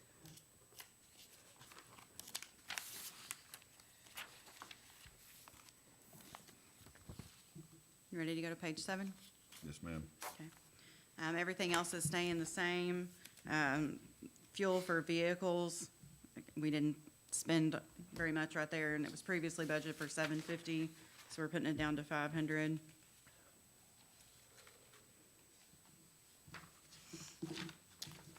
And then, on page 8, that one's having quite a bit of increase. Previously, we budgeted 9,250 last year, and now it's at the 46, because that citywide drainage study has been added. Which I don't know anything about, so if you have any questions, Tom. Back on the retirement for the vehicles, the power plant, are we giving 3%? Remember, that looks like we're giving a 3% raise. That's only supposed to happen if everyone, the city gets the 3%. Okay, She can get up to 3%. if we get it, it's still in there. Okay, it's still in there. It's not a raise, it's the COLA. She gets COLA. I think she just has like a note that says COLA. Oh, it's the Okay. figure is in there. Yeah. Yeah, He's that's got just the other figures in there for the regular COLA too. So she's getting what we're getting. She's, only one of them will get that Yeah. 2.5%. Yeah. Okay, It shouldn't be 3. I'll go back and make Okay. sure of that. okay. Okay.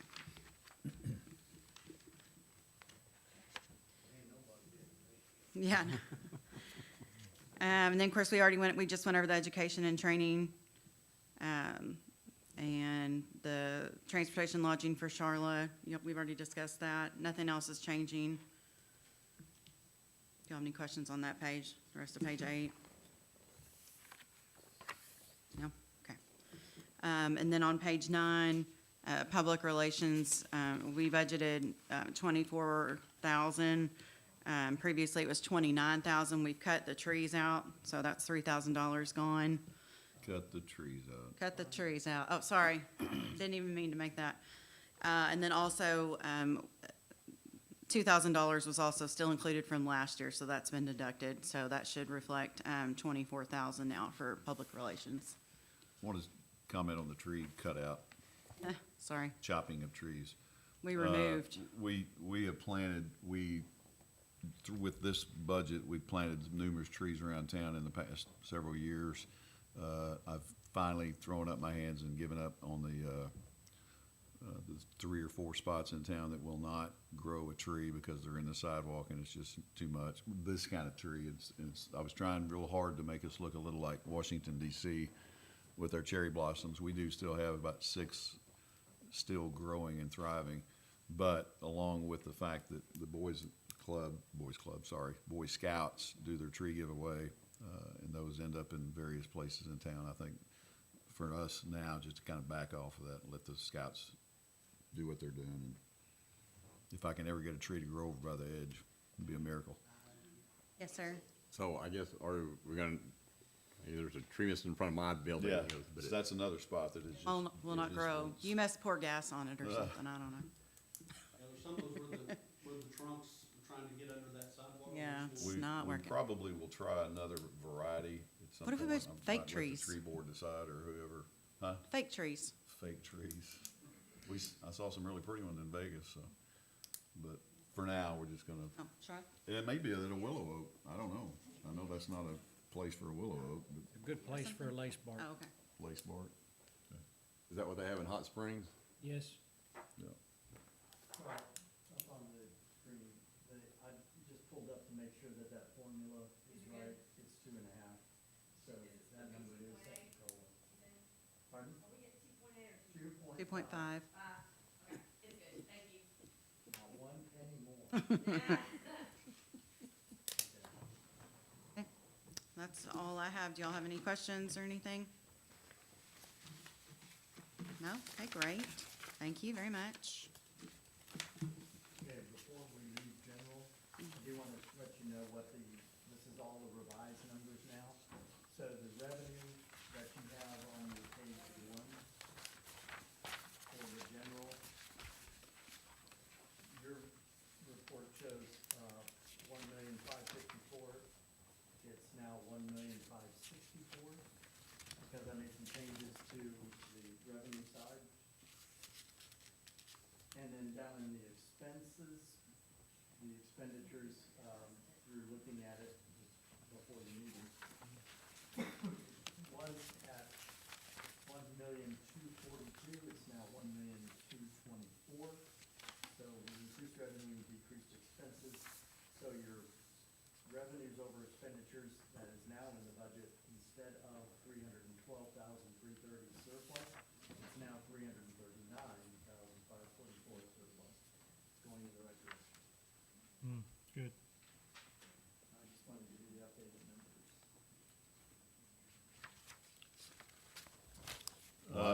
You have economic development? Well, I'd like to address what, Yes, sir. Ralph kind of brought up. You know, I'm thinking that, on the, regarding the county sales tax, you know, I think that, I'd like to move that, Sebastian County Boys and Girls Club over to general fund. And let that, you know, the breakouts, you know, kind of each one of their, and the departments below, you know, kind of get a little bit of an increase. It will, but this net here, if you look at the screen, this net that you see right here won't change. Okay. You're gonna take $51,000 off of this 339, and you're going to add it back to all these other departments that get the distribution. Right. So net effect is 0. Right, but it is going to the departments a little bit, Better, but yeah. overall, it does nothing. Well, and it, separating it out like that, I think the intent was probably to make it, something that's kind of a guaranteed for those, you know, separated out.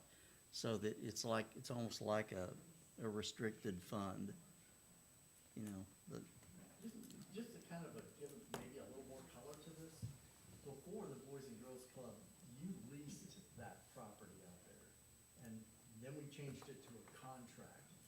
All contracts fall under the general. That was another reason why we were thinking about that. You no longer lease that property. You are contracting with them for a service and you're doing it under consideration of $51,000. So that might have been some of the discussion before, I don't know, but Well, I wonder if it, before it coming to the city limits, they thought maybe we just use county sales tax for this property and not out of the general fund. I don't know, I mean, I like your argument there about guaranteed money coming from the county, but. I mean, Well, I just think that we're making the departments really be the ones that are subsidizing it, you know, and not, you know, I think it really should be coming out of the general fund, just like, you know, all the other ones. I mean, like fireworks or like, you know, and stuff. Because apparently, like, at one time, apparently the county retirement center was there, you know, but somehow, you know, we moved it out and stuff. And I just think it would be, Just to illustrate how this works, if you look at your screen, this 41,156 is the county sales tax transfer to the general fund. We do that monthly. That totaled to 51,000, but down here in this $75,000 that was dispersed, that's the 51,000 plus the SRCA contract discount and librarian and all of that. So the 51 negates the revenue offsets the expense. So right now, it is in the general, only the, fact that you're wanting to move is you don't want that coming out of county sales tax. You want that to be just in the $51,000 expense. right. I mean, I can do that, that's totally up to you guys, but. I think, like I'm saying, it's still, we're still kind of making the departments, you know, subsidize it. And I'm thinking, you know, that, this is a year where everybody's having to, crunch, you know, and tighten their belts, so to speak. And so I think it'd be, help out the departments what little we can. Do whatever you guys want. It's fine with me, it's 6 of one or half a dozen of the other. Right. Well, I mean, if it's not changing the bottom line, Right. then I don't know if it's, Whatever looks cleaner. Well, it's not changing the bottom line, but it is affecting the departments. It's really not. They're still gonna get that same money, whether it comes out of, whether the 51,000 for the Boys and Girls Clubs come out of general fund, it's gonna reduce general fund in the amount that can go to those departments. Departments are gonna get that same amount of money. No, no. It will make the departments look better. Their fiscal performance will be better in depicted. And the general fund is gonna be the one that bears the brunt of that expense. Well, you The know, net of the whole unrestricted general, it will be a net zero impact. So you're not doing anything to better that bottom line, but you are doing something by giving that money to the departments to use throughout the year, as long as they stay within their budget. They can budget more, is what I'm saying. Sounds it good. just means that the general has to be tighter. Pardon me? It just means that the general has to be tighter.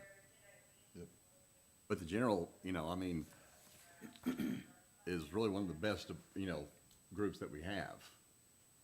You know, I mean, when you look at it, you know, the general, well, it's the one that bears the brunt of the police department, which, I mean, I can't bear it all, but yeah. it didn't come out right. See you next week, chief.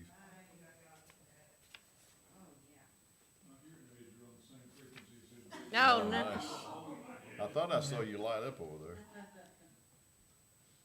but like I'm saying, you know, that, I mean, 20, not 6, but, you know, 25.5 would, you know, would go to the police department.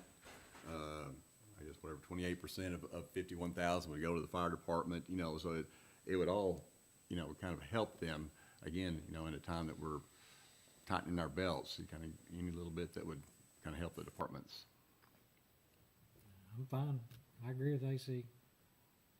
I'll do it and then make it happen on here for when you do the budget. And then you can, because you don't vote on that here. You just Right. changes. I'll make that change. could talk for a minute about, page 10, the reuse monies. There is a balance in this account originating, from when the city consolidated its 40 checking and savings accounts down into 8 accounts. Sought, back then, it was in 2015, permission from the state where we had an old reuse development plan. You might be familiar with it, who's been here the longest.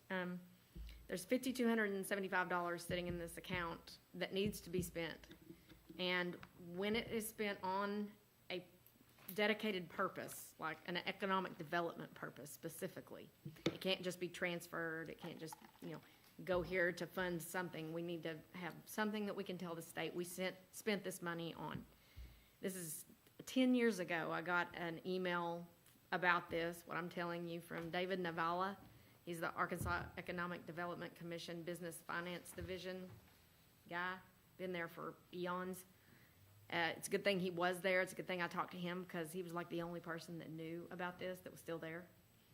Anyways, I feel like we're getting too far away from wrapping this up, and I've failed to bring it to your attention, really. It just sits there, but we need to spend this money, $5,275. Think of an economic development purpose. Bob has maybe some ideas on what kind of purpose we can spend it on, but I knew the number was there, but I didn't suggest anything. I didn't realize it was a restricted fund that came from AEDC and that had to be spent. I thought it was just, we didn't spend it, but it helped the city by not spending money, so at some point we gotta spend it. What's the deadline? Can we send the mayor and Bob to encourage Chick-fil-A to open up in Greenwood? I was thinking, send it to the clerk to Reno, and she'll improve the economy of Reno. well, he said, this is your official notification that the AEDC approves the termination of the reuse plan. That's what we did in 2015, and is agreeable to the city closing the reuse fund account as long as a sub-account labeled AIDC reuse monies, and that's why you see this page labeled like it is. We set that account up and dedicated it to this. It's within the city's general fund, so it's in that umbrella. The remaining so what- 5,200 Sorry. plus or minus in the reuse fund are to be deposited in the city's general fund and used exclusively for economic development purposes. Finally, they need to be informed when these remaining funds are spent and the sub-account has a zero balance. So I'm waiting on that to happen. Let's make 2026 the year that we do this. So what's the deadline? There's no deadline. We just need to wrap it up and be done with it. Because if I get hit by the proverbial bus, we don't finish our agreement. A couple of things come to my mind. Sorry, I know everybody's got something. Last night, John Wilkerson was here last night talking about these incentives. That's prime, in my opinion. You got $5,200 to go to whatever's decided by council to do toward that. Or, I think that's big time. And then we have discussed, and I think council is aware that if we are ever to get a hotel in Greenwood, Arkansas, and there is still talk, I've talked to the realtor, and they really are still talking. Most hotels, you correct me when I'm wrong here, are gonna need a study, and it's, yeah, that's what I'm talking. They do their own. Right. If we're talking like the conversation we've had. Yes. They And will that, want information that can come from a study. right. And that, I don't remember what that was. Wasn't it $4,000 or something? I don't know. $8,000. Oh, $8,000, okay. Well, I'm asking that we do a line item here and spend this money so that we can Does get that out. satisfy, if we put that in a line item that says we're gonna use it when We this have is- to spend when it it's- no, first. but- We can't just do a budget. Okay. Right, we have to actually So spend if- it, give if them a we stuck copy it of. over somewhere and said, hey, we're gonna use it when this incentive program begins, like AML's talking about, that doesn't pacify it No. or fix it until we spend it. Exactly, but it would be a step forward to get it going. Yeah. Because I feel like this is just gonna hang out and hang out. I'm gonna retire, and nobody will know, and the state could ding us for it. I'd like to We see just it. need to get it wrapped up. I'd like to see it go in that. So I just wanted to get the conversation started about it. Bobby, you can come up with something, economic development wise, can you? Like the mayor I did talk about that incentive program, and there's some questions still to be asked. Yeah. If you want to do a seminar on that. Yeah. But if the good parts of that could work for us, then yeah, that would be Yeah. standing place for it. And we can't just move that to a line item just says, restricted fund for incentive development We have to use it exclusively for an economic development purpose. But that we would, can point at and say, we did this with that money. And it needs to And go let to the Tom. state know, and it'll be completely closed. so we can't just move it to a restricted fund for later economic development. That's what it's been doing, We sitting there. can. It's in a restricted fund. It's been sitting there. So basically, it needs to go to Tom and get something started. Yeah. Yeah, that email I was reading was from 2015. I remember you talking about it. It's been a while. Yeah. And Yeah. I just haven't, I don't know why it's now dawned on me to bring it up and let's do something. I think Bob and the mayor get together and figure something out. Yeah, yeah. Yeah, but I mean, I would love to see it come up with something so we can stick it in the budget and actually do it. Instead of just letting it sit there. So would that be a line item to put on revenue and expense? You spend it right out of that account, right there. There's no revenue because it's. No revenue, it's already in bank. Okay. Yep. So effectively, it's part of the budget. Leave it out. It's not in the budget, it's in a bank account, that amount is restricted. If you can go and see it being. So out of that 24,000, I mean, it's there. Put the 24,000 in there and spend it out to Bob, because that's economic development. But the reuse funds down at the bottom is 5,200 of that 5,275. That when that is spent out of that account, it'll go on this ledger, Thank you, Danielle. and she will then report it to get that closed. Because once that's done, then the only thing that'll go in and out of that account is the 24,000 for Bob, for chamber. We just need to go on the plan then. Yeah, Yeah. we can do it. Plan to spend it. I thought it was possible, but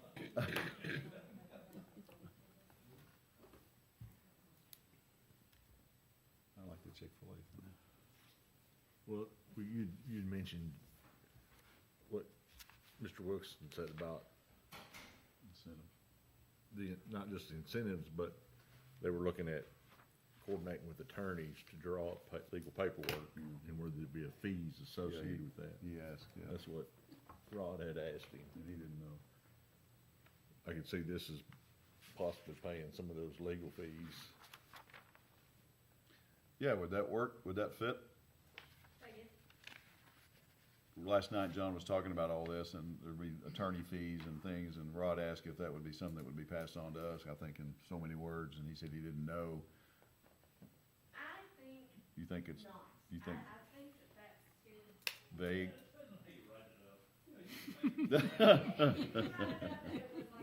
Bob knows. Yeah. I can write that. Well, it's a, ChatGPT rewrite this. You need the mind of Stuart. He'll show you how to spend it. look at it. It's all about the math. That's, Yeah. We'll figure it out. We'll figure a way. That's right. Yeah. Okay. you know, with legal fees, I don't know, it just, based on that issue 3, like that question I had, but even without issue 3, using the money to help form economic improvement districts just under the current laws that we have, of course, you've gotta have property owners buy into that. But Square, I don't know. square would be awesome, but I don't, y'all come up with a plan. we'll If y'all- figure it Stuart will help you. out. We only need to spend 5,000, not 105. I'll get you 2 sprinkler heads. Yeah. Just keep us reminded of it, to spend it. Put that line in the budget that we could spend on legal fees, which is. Well, I wanna hear, I'll be talking to John next week. We'll be in Little Rock next week, and we'll see what he thinks. All right. Go on general. All right, did you guys toss up? What's happening? All right. Okay, you don't need taco anyway.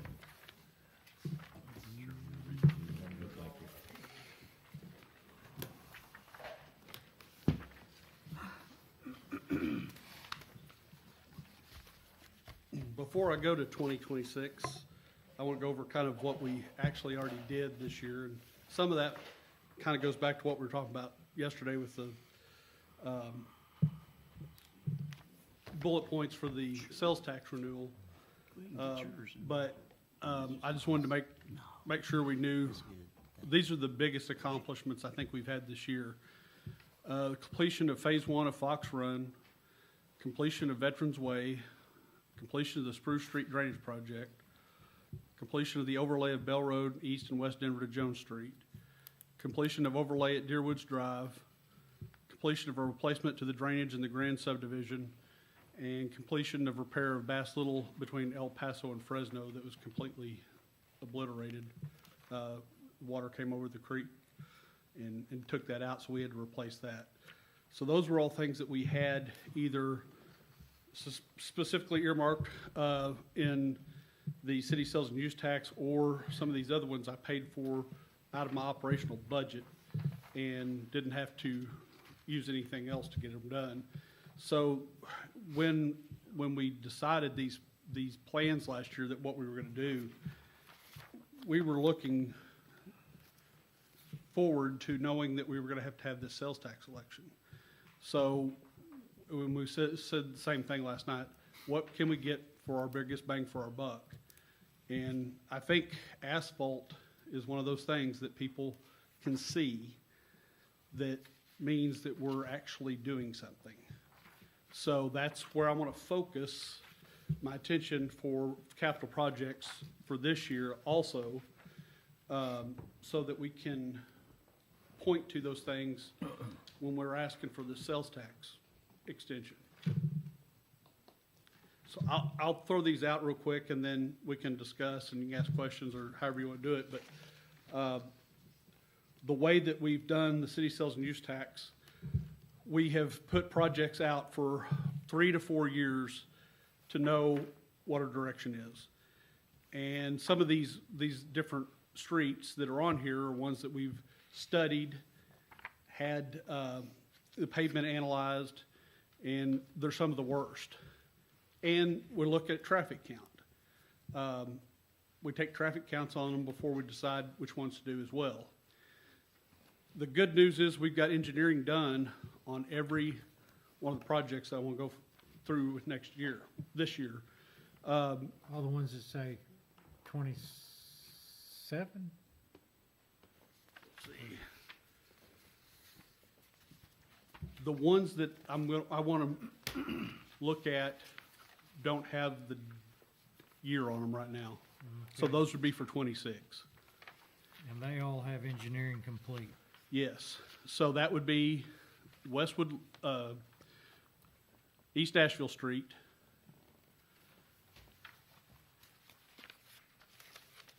Fowler Street drainage, And then- Main to Bell Road drainage, And then the turning lane on Mount Harmon. the turning lane on Mount Harmony. I'm sorry, Jeff, what page are you I'm on Nine. page 9 of the city sales and use tax. on? Okay, thanks. And then the repair for Ulmer Street Bridge and the repair for Stone Bridge, which have both been marked deficient. And then the other thing that we were holding on doing the roads over in Greenwood West were when we were looking at having the FEMA buyouts. We didn't want to put new asphalt down and heavy trucks going through there and tearing up what we just put down. Well, that program, I guess, has pretty much gone away. We're not doing that. So I'd like to put those forward for this year as well. Are you? I am.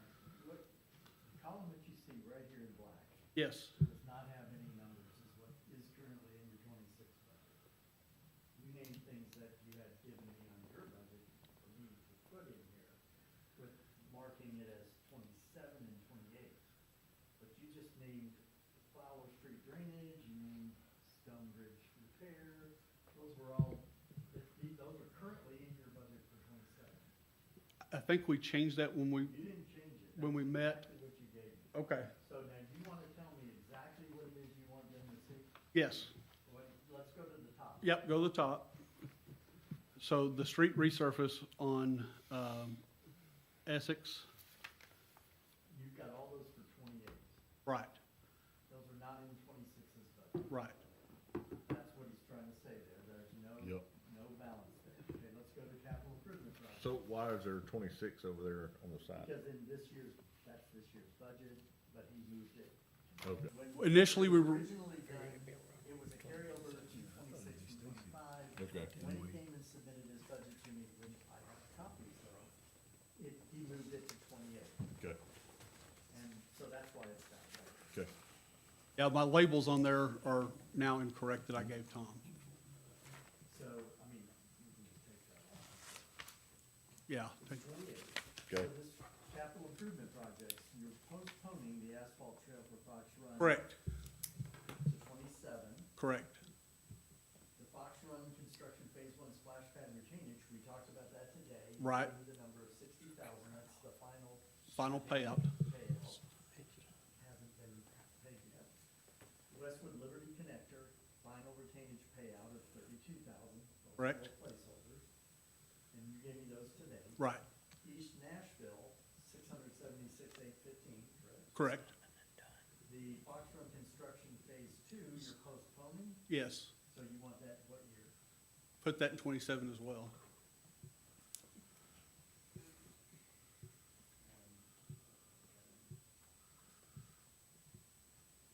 And you want this number 660 over here? Yes. All right, Spruce Street drainage, It's complete, but that's still part of the retainage there that will pay out this year. okay, and you want the, resolution for East Harmony, Mount Harmony Road, 271,800. Correct. What else do you want in 26? So, go back up to the top, very top on pavement. Yeah, change those three to, this year. All three of these, 2.7 million? Wait, no, that's not right either. That part's all right. Let's go back down to Ulmer Street Bridge was one. Okay, the Elm Street Bridge, you got it at 62,000, you want that for this year? Yes. That's my mistake, Tom. That's all right, I'm just trying to correct it now. So you want that at 26, all right? Masters. Main- Nope, yeah, that's, Fowler Street, Fowler, what do you want there? 26. Okay, And then, Denver Street Drainage Phase 1, 26? 26. And then Stonebridge, 26.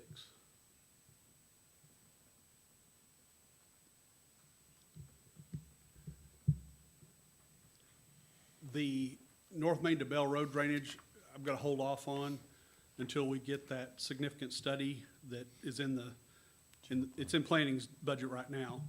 So that's part of it. The interesting thing is, there's little studies along the way. So we've got a lot of the data that they're gonna be able to push together, but there's gaps right now in parts of that study because they weren't done all as one project. So when we get that other, study in, we'll know better about what that cost is, because I don't have a cost at all on those. But the streets that I have labeled here have all been engineered, the drainage projects have all been engineered, so we're not gonna have to wait for that to happen. The Nashville Street has already been bid, so we know whenever we approve the budget, we can give them the go-ahead to start on that right away. I think that one will make a huge impact. It holds a lot of school traffic. It's used as a road that it wasn't ever intended to be, but it's one of the east-west corridors that we have now. When they took Gary Street out, and El Paso's gonna be one that's gonna have, and El Paso's gotta be widened. But it's another route that the school traffic uses, and it's just not set up for it. So that's one we're gonna have to look at. Is it cliche to put up a sign on there, your sales tax dollars at work? No, that's what we were talking about last night, that we are going to do. Yeah, yeah. Absolutely. That's- I So think these that's- projects that I read off first, that were part of that, we will definitely make signs for and put on there. So that's part of that, once again, that we can legally do, because it's not campaigning. We're just telling Yeah. what that paid for, just like the state does. RDOT does it all the time. You may have mentioned it and I might have missed it, that Denver Street drainage. What part of Denver Street? That's West Denver from Center on out to The highway? y'all's road, basically there, to Webster. You know, some of these streets, like Denver, are gonna eventually become a collector. And if we don't adhere to a proper plan, I think it might be wasted money unless there's something urgent. With the way that, if you go down that road, and we've done, the study's done on that, Okay. there are probably about 8 different sizes of culverts as you go from Webster down to basically to the creek there. And so uniforming as many as we can during this project and getting some of that water away. One of the worst areas is right there in front of Greenwood Tire, and the other little shopping center that's there with the DFA is. And so part of that is running that back through over where they have the storage units to the creek to get it over there. And so that's the most important part of that. The rest of it going west, we'll just do kind of as we can, because replacing, and there's a couple of individuals who want to replace their culverts. And so we'll do the program where they'll pay for the material and we'll do the construction to make sure that we're conforming to the size that the engineers have already told us that we're gonna use. So it won't be that won't be an all at once thing. I just know it's gonna have to be, the whole thing's gonna be upgraded one day, and I It is. don't wanna spend a whole lot of money and then come in here 5 years later and rip it all out. Well, that's the thing that'll be helpful if we get the culverts in there, we cover them, Okay, then we've got room to go and widen. Right now, there's no way, because some of those ditches are so deep, I mean, you know, and it's kind of like what we did on Denver, coming back with this rehab project. They wanted to do gravel on the edges. The problem is, those are in people's yards, and so people don't want gravel to mow. So we went with some dirt to help give us some stabilization. That way, we have a little bit of room for a overcorrection. Because that part of Denver is so narrow too. You got the school buses going down it, there's no sidewalk, you got people walking down that street. and again, you know, it's, that is a prime example of something that eventually is gonna be fixed more to just a patch. Yes, And we should be, on some of those streets, we should be looking at them as a complete street project where maybe we can't do it right now, but maybe when we fix the drainage, we're not having to rip everything back out to go in and put curb and Right. gutter and channel water Right. into drainage and have collection boxes and the whole deal. I'd rather do not much, very little, knowing that we're gonna have we're gonna to, do something. instead of just spending money that's gonna be ripped out. And make sure. And I agree with you. I don't want to do anything that we're gonna have to tear out. We'll make, and coordinate that, and I know you will with planning, because I actually think that the Denver Street is considered an arterial. It is, So you're looking at arterial specs, not Right. collector, right. and that's a So whole that different engineering though ballgame. has been done. So we have that report. We do We do. have that as an arterial? Yes, Okay. So the drainage that we do, if you're gonna spend this 100,000 on Denver, it'll be drainage that, will last way beyond us. okay. So do we have the right of way for an arterial all the way through Denver from? Yeah, we have the easements right now for it. I kind of concur with Rod and Steve that I'd rather do like, you know, I don't know, 300 feet or whatever, you know, curbed and guttered and, you know, street like it's supposed to look like, you know, instead of just trying to, you know. Yeah, that will be the goal, is to make that where we can just come in, back in and overlay and give us some width on that road. As we're going through, we're replacing culverts, will be covered. and then we can push forward that way. So I'm not gonna do any kind of drainage that we're gonna eventually tear up. I have no desire to do that. So these have all been looked at in the same way you're thinking right now. On Nashville, I really wanted to do some drainage work because on that south side, there is hardly any culvert or drainage at all once you get down to Division Street. So as you're going through, you're working with existing easements, and are there places you have to acquire easements?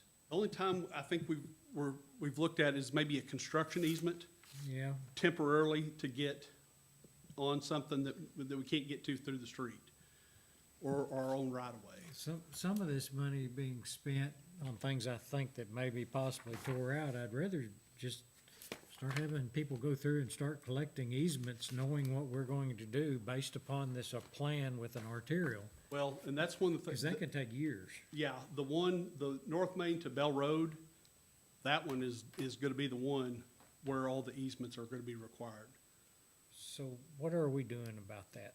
Well, we've got all the plats done on that too, and so we know what that is, we know what we need. It's just a matter, once again, of us putting all that together with that drainage study, and that way we can go straight down the list of the property owners and say, will you give us, a 15-foot easement to fix the drainage that runs from your backyard down to your neighbors? And who is that should be acquiring those easements? Is that y'all or Well, it's Hunter, or- between Hunter and myself. Okay. I mean, we've tag teamed this thing together.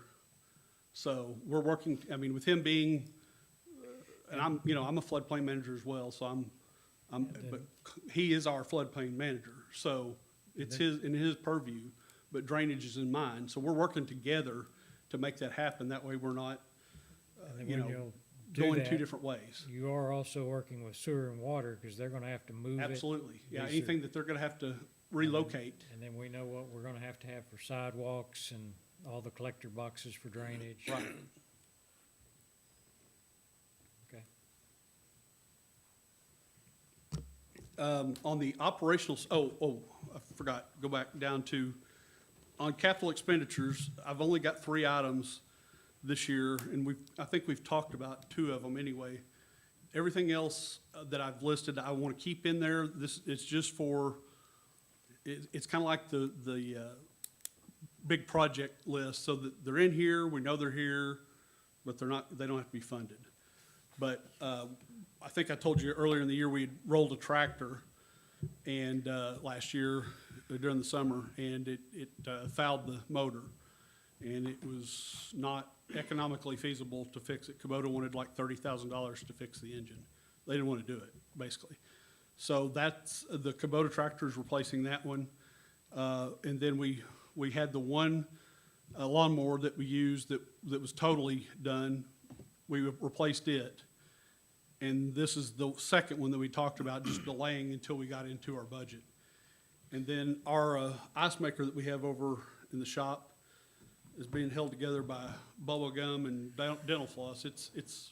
They just can't fix it anymore. And we use that a lot for city events and for, of course, during the summer, in our summer, from March to October, we're still mowing. So, we use those every day. So your capital expenditures are really those 3 items. Yes. That's all I'm asking for in the capital. And that tractor y'all rolled, that was a $75,000 tractor? It was, yeah, it's not exactly the same tractor because they don't make them the same way anymore. And that one's on Sourcewell, which is a cooperative purchasing agreement. And that's the lowest price that we can find. And I think we bought one of these before as well, the same tractor. So kind of trying to normalize that. We've got the brush hogs, so we're not gonna have to buy a new brush hog. There's nothing wrong with it, but we do need the tractor. So that Kubota tractor, the one y'all rolled and that replacement there, what do y'all use it for? So we have the batwing mower, the big 3. So it goes down first. So is this going down Highway 10? Well, yeah, and we use it on Center Street, we use it on Denver. So it goes first and gets what it can get. And then the smaller tractor comes in and gets where they can't get to. And then what that doesn't do, we weed eat. And so the other thing then, we have our brush cutter. And so it's a different route that it's out doing. And it's the one that's got the attached arm on it. And so we're running 3 and sometimes 4 tractors. We've got another smaller tractor that we're gonna keep as well, with a sickle. And so we'll still have it. But, I'm gonna have some things that I'm gonna, auction. And so some of that money will come back to us, you know, what little we get from it. But, we've got some surplus equipment that we don't need, and we've identified that. Is it just a tractor, or does it have a front end loader on it, or? No. It's just a tractor? Yeah, that's just gonna be a tractor. The one that has the batwing on it does have the bucket. And one of the reasons is those things get rear heavy, and if you don't have enough weight on the front, and so that's one reason why we've got that loader on there, because it helps. We even have to put weights on the front of the tractor as well. And then they either put water, depending on the time of year, they put nitrogen in those tires to fill them up all the way too, so we don't get hung up. State the obvious, this is a state bid thing or no? The tractor is Sourcewell, Sourcewell. so it's a cooperative purchasing agreement. Do the Kubota stay that low, right? you so eloquently say we rolled, did we receive insurance? That is a good question. Because I don't see anything on here.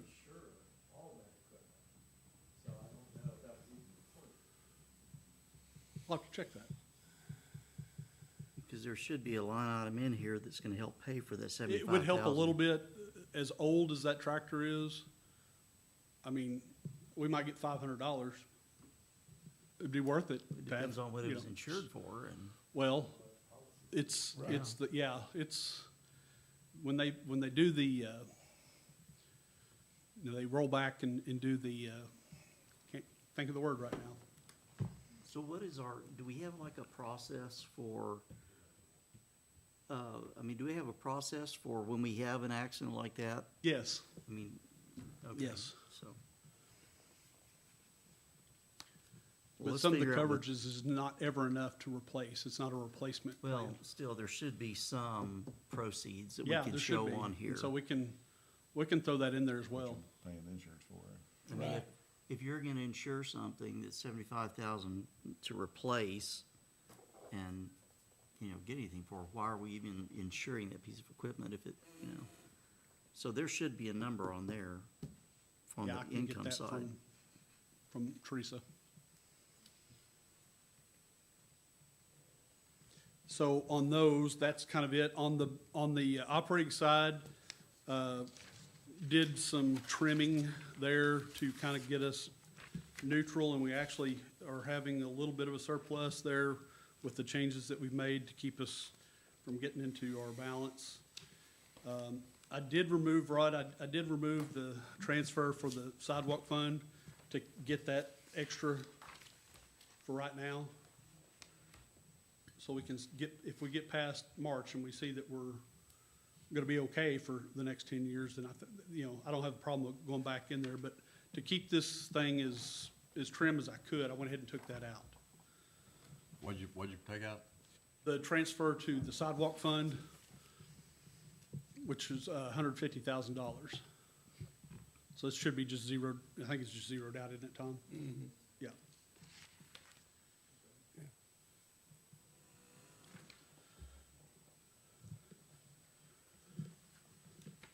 So that second grant, where are we at with that second On the, sidewalk grant? I'm glad you brought that up, because I wanted to tell you about that. So we've got, Ware Road is our first next state aid project. It hasn't been engineered yet, so we haven't gotten our official notification that we've got the grant yet. But that's one, and since I don't even have a cost on it, I can't even tell what our portion will be. and then the next one will be Old Hackett. And it's just wherever since we got one this last year, will they skip, it's kind of a hodgepodge of how they do it. You may know a little bit better as far as I'm trying to get how on- that committee I'm trying to works. get on that committee. Yeah. I hadn't made it yet. But there's a group that approves those, It's all mayors. it's all mayors that On approve the it, so. sidewalks or On the, no, RDOT? No, the state aid. the state State aid. aid. Were you talking about the sidewalk project? I was talking about sidewalk Oh, project. okay, I'm sorry. I was thinking paving. We didn't receive, Which project you talking about? he's talking about phase two. Phase two. So Hunter's been working diligently on that as he does everything, and, we split that up. We split phase two into phases. And so all along, that's now our road, right? You're talking about on Center Street? Right. So that's ours, but yet the bridges are RDOT's. And so it's kind of complicated, but he's working on it, and we're not clear of what we're good to do yet. Okay. He could explain it better. He visits with the engineers and everybody. I ask him about it about every week, and he's on top of it. But we're still moving. It's just taking longer than it was. Well, I mean, And we're using a different firm than we used on Right, phase we one. changed, yeah. The only issue there we had was the designer that was working, or the engineer that was working on it, went to another agency. that was Jeremy Shores, wasn't it? He was on the first Well, one. that was the yeah. first one, and Elliot Elliot was working. Bell on was it, on this last one. which we were rolling really well, and then Elliot left to go somewhere else. And so the company that still has it, it's, Mike, Crafton told. Crafton Toll still has it, but their owner, I guess, or Their principal here, principal, she has had a lot of family issues, and her son was one that Bad. was engineered, Her son almost died. injured in that motorcycle wreck on North Main last year. so it's been Okay. kind of put, She was the only one left that knew anything really Right. about the project, So so they're it's kinda- kind of been put on. they're trying to get back. But they're together. trying to, they hired a guy who was, actually worked for Stan, over at the city. And, so they were able to get him to come over to the Crafton Atoll, so it's a wealth of knowledge of somebody who knows municipal projects over there now. And so we've been working with him, and I really enjoy working with him. I know after a while, driving down the road, you get to where you don't notice how much our sidewalk's being Oh, used. I've counted 6 people But there today. is just somebody recently. on it all the time. And those are people that are safe and not walking down the shoulder of the The road. ones I notice are the ones that aren't on it, Right, where we don't have one, right. which we need, but it's very much being worked on. But it's just taking a couple of different turns, Okay. literally. Yeah. Hey, Jeff? Yes, sir. 61,400 office supplies. How much do you guys print? I was gonna ask about that, because it's over budget quite a bit, What is it? We moved, and all these first aid supplies come out of there. that's right, that's where that's been moved to. Well, now, in the years, I've never seen that much first aid supplies come out of anybody's budget. What is the deal? Is it a service that just? Yeah, it's, Well, see, and I when didn't start, came to work here, they were doing that, and it wasted a bunch of money, because they were just throwing things out. Right, exactly. Oh, yeah. So, the contract for that was already in before I came in. It is a good service. They come and do our, medicine cabinet, basically, first aid kit every couple of weeks. Of course, during the summer is the big time we use a lot of supplies. But, we supply, some, balm, SPF protection for the guys out there. So that's one of the things that's in that first aid kit. Where is that? That's in office supplies? Yeah, for some reason, we were told to put it in office supplies, so that's the best place for it. 'Cause I don't have a medical supply budget like Stuart does. It'd look kind of funny, but that's where we've got them, that's the reason that's gone up. We were paying for it, I think, out of materials and supplies at one point. And so it's been shifted over there, I guess, to better account for it. So that's just not just paper and paper clips? No, and ink. no. well, Is that 61,400 or 61,500? 61,400. because it's I mean, if you're spending $4,800 on sunscreen, I mean, Dang. It's not just that. I mean, that's one of the things, though, that we do provide that might be a little bit out of the normal realm that you wouldn't do in an office over here. Then some of the powder for, I don't want to say it's Gatorade, but it's electrolyte replacement, we put in there as well. That comes out of there.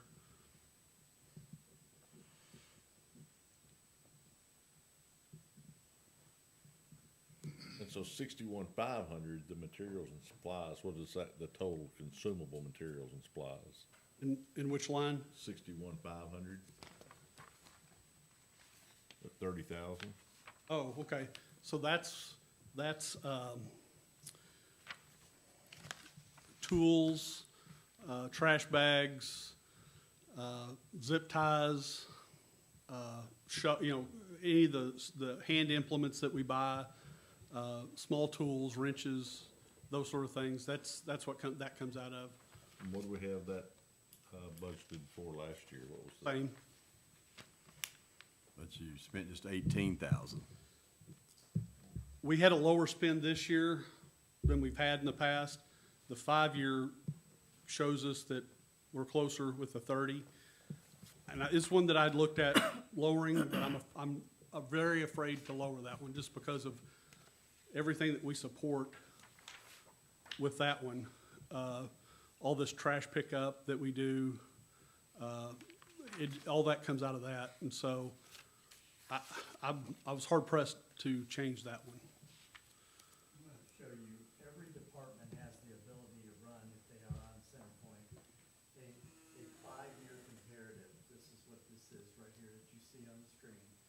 This is for street department, for the O&M operating. These are all the revenues by year for each of those line items. You can do the same thing, you can do the same thing for every one of the categories, the line item categories. Material supplies, 21 and 18, 30, 35, 28, 18 is an anomaly. I don't know what it would be, but what he's saying is that 18 is not normal and that it could be as high as 30. You had 2 years where it was 35 and 28. So we did discuss that and he settled on 30. That's where he derived that from. Yeah, it wasn't willy-nilly. So, and I mean, like I said, I really kind of pondered on that one quite a bit as far as, but there's quite a few that we did lower to more reasonable and put them where they belong. There were some expenses that probably weren't in the right line that we've fixed going back over this. You know, we really took a close look at the operating budget this year to try to make sure that we're doing the best we can with what we got. If I look at office supplies, which is the one that you just talked about, so it was 566, 225, 4,006, 2127, 4,008. So it radically increased in these last 3 years. And so you're saying this is a company you contract with? Yeah. Cintas. And it was, I think it was being carried in another line item before. So that, It happened before. what's that? I don't think it No, happened. yeah, we didn't have that until we came, I guess, we Until did. you got here. And then AED, Yes, okay, that's new too. it's newer, yes, That's in there as well. right. What is ADD? The AED that we have in the shop, The like, automatic- like the you'd have in the, Defibrillator. Oh. yeah, Oh, the okay. AED. AED, okay. Yeah, they come and they test the pads and replace the batteries, and all that. When I first started, that thing hadn't been checked probably since it'd been there. And so the pads were bad and batteries were dead, and so I added that into the first aid as well.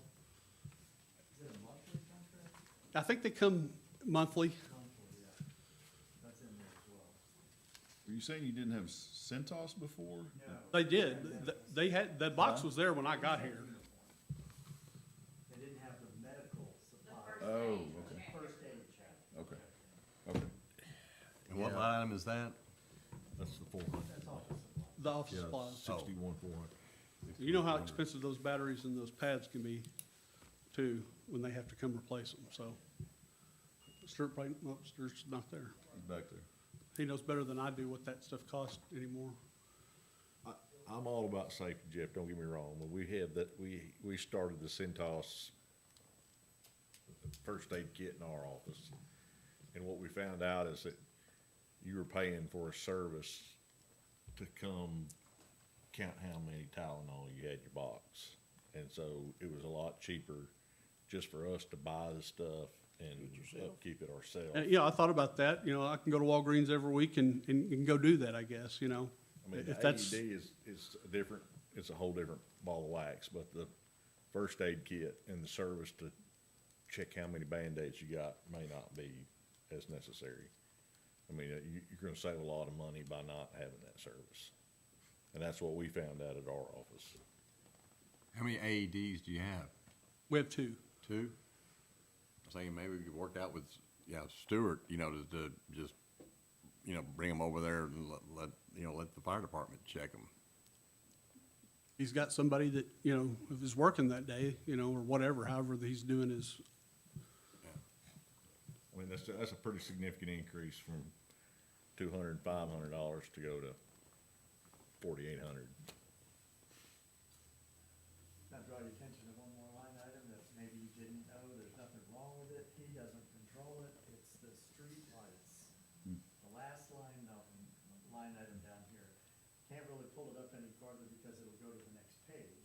However, in this bottom line, you spent in 18, 19, 20, 20, not 18, this goes from 21, I think.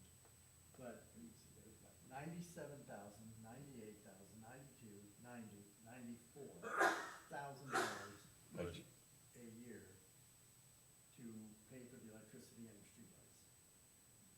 Roundabout. That's why Conway. not tears up stoplights. No, no, these are Street street lights. Oh, okay.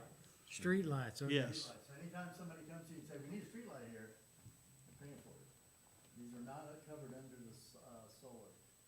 Do we get provided an inventory of all of the street lights, or do they just say, here's a, We check them every day when they first come in. It's dark when the guys come in, and so they each have sections that they go check, because you can only check them when they're in the dark. Yeah. And so, most of the eastern part of town from here back is Arkansas Valley.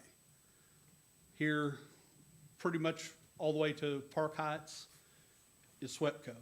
And so we have to deal with both sides, and so we jot down the pole number that the light's on and turn it into either SWEPCO or Arkansas Valley for them to come replace the light or whatever needs to be done to service it. But yeah, we're paying for that electricity. have we ever talked about, going to, an LED Well, program or? and so one of the things that Tom and I were talking about, they have mentioned that might be where they're headed, is to start replacing those with LEDs. So whether that replacement is on us or on them is a different story that we hadn't got the answer to. But if they do, we'll save a lot of money with LEDs. Well, I know at one time, yes, going to, LEDs or even the compact fluorescent, whatever, for the brightness, whatever, I'm thinking the halide or whatever, halogen, Yeah. where, there's still a cost differential, but now, it seems like the LEDs have gone down there, they're so much brighter They are, than and they used to be. they're so much more energy efficient. Energy efficient, yes, So, yeah, we're working with them and trying to get them replaced, because that's a lot. Well, I'd like to, to see, I know I get, in my electric bill, I get, offers about, improving, and you get, telling you to go to, LEDs or whatever and stuff like that, and I didn't know if it's something like, we need to entertain a discussion with them and if we bear some of the cost, but yet it's still, in the long run. In the it's long gonna run, we're still radically- winning, yeah, Yeah, that might be worth, pursuing. I agree.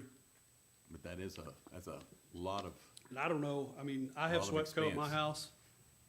My electric bill's doubled from what it used to be. Well, right there, it went from 6,500 to almost 12,000 in Right. utilities. And we didn't add that many new lights. There's been some added, but not that much. But yeah, the energy cost has doubled. Now, that utilities, that's the utilities of the building, though, right? That line is above it, We got grow lights over there. That is covered by solar too. That's a pretty good, Solar cost.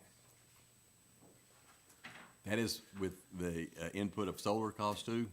on the building, not on the streetlights. Yeah, right, yeah, yeah. Thanks for putting that up there.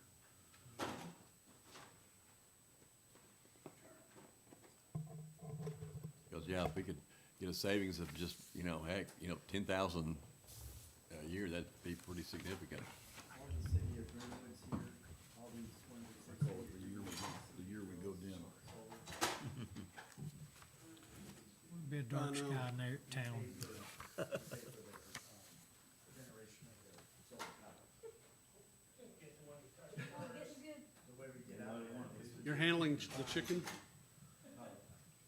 We, we have next year, we should be looking at potentially discussing whether we want to purchase them or not. I see. See if it really is paying off. Well, the only way you'll actually benefit greatly from solar farms is only, because right now, you're paying scenic hills to generate the power, and they're selling it or sending it over to those two companies who are giving you credit for, not at the same amount, for it back for whatever you use. So you would lose the generation cost to scenic hills if you bought the power plant. You would incur debt service when you have to take out the loan to buy it. Was that why the previous year we had a kind of a kind of significant, it seemed like there was a decrease or whatever the previous year? I didn't analyze it that much, we just discussed it this morning, but I can tell you that when you look at the 11,000, a lot of that had to do with AOG. I see, because These AOGs right here, then during the cold months, those rates went way up, and you see that here, the same thing. yeah, AOG. at the very bottom, ALG, Yeah, yeah. it was a lot of money. Now it's starting to creep back up. Normally, the AOGs are. Since we've had such a warm winter so far, we haven't used as much gas yet, You're about half of what you did in January and February. yeah. Cause last year we had some cold days. We had we had 2 significant cold spells, and then we had 70s again for the rest of the year. And I would wholeheartedly recommend that this be the tool that the directors use in order to be able to do a historical based budget. And that's what the numbers I did were based on. And where do we access that at, or? They access it through Senate. They have It's to one of the access that. Standard reports. candid reports that comes with, Chicken leg, You go to chicken breast. reports, and over here they have. Pretty good. Finance reports or financial statements. They go down to income statement, there's a 3 and 5 year comparison, and that's all that is. Oh, okay. Comparison report. can you show the line where it shows the amount of deductions we took out?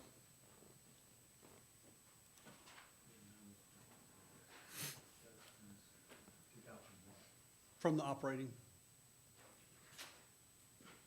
Basically what we freed up with making,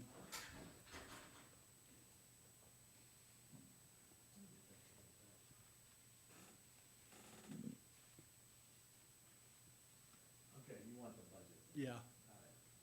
So. not the report, yeah, Talking about this? yes. He's generating based on that budget that we just discussed with you, the revenue stream. This line item, state turnback, is where we're projecting the state turnback sum balance to be. He's looking at 1.29 million, kind of in line with what previous year's revenue streams were. And then when you go down to the bottom, he's projecting his expenses here to be 1,000,001, and that's $131,000 surplus. Doesn't go anywhere but back to his street fund because he generates his own, he maintains his own funding and his own expenditures under his department. But So- it helps us to be able to have that to go back into some projects. Once again, if we are successful in March, that we can know a little bit more that where we're gonna stand for the next 10 years. 287,000 was the amount this year that he was in deficit. You take that off the beginning balance, that leaves right now his balance as of 12/31 to be 1.8 million. He's adding 131 to it, so projected next year's ending balance will be 1.9, just slightly under what he started with. So he's pretty neutral in his fund for the street operations. And his city sales and use tax, that's a different story. We talked about it. I will show you that this is not healthy. He is looking to spend, well, his revenue stream is about $500,000. That's what that city sales and use tax generates. But down here, he's got up to 1.7 million in his expenditures, and that's been adjusted. It's not the number you have because we just modified it. So he's looking at a deficit spend of 1.2 million. So you take the 1.7 that he started with, take the 1.1 that he already deficit spent in 2025, it brings him down to a little under 600,000 with the 1,200,000, excuse me, deficit for next year. His projected ending balance is gonna be negative. Now, that account will have to be funded, and he can fund it with his street fund. So, the problem with that is, that's not a live account, that's a virtual account. The only live account he has is the street fund. So, that'll all roll into the street fund, but we will cover that, so that will become zero. And that means that for the future years, he would only have the amount of money that comes in as far as city sales and use tax is concerned. So in 2027, based on what he's projecting his expenses to be in 27 for capital, he would be at $1 million in deficit, and then it gets worse in 28 because he's got some major projects there, and he would be $2.8 million in need of funding. And so that's when I think it was our last budget study that I said, once we know, once again, in March, in order to keep moving ahead, we're probably gonna have to go for a bond or something, to help push us along. But we gotta know that we've got it coming before I wanna commit to anything. And I was wondering, on the turnback, are there any restrictions on that, on the turnback money? As far Or as, can it be applied to anything? it has to be street related. Street, sidewalks, So, yeah, so,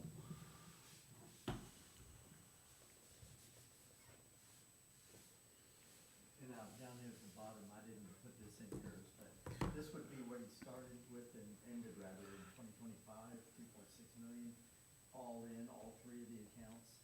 His projected balance as of 12/26 would be 1.7 million, so he's down almost $1 million or 64.50%.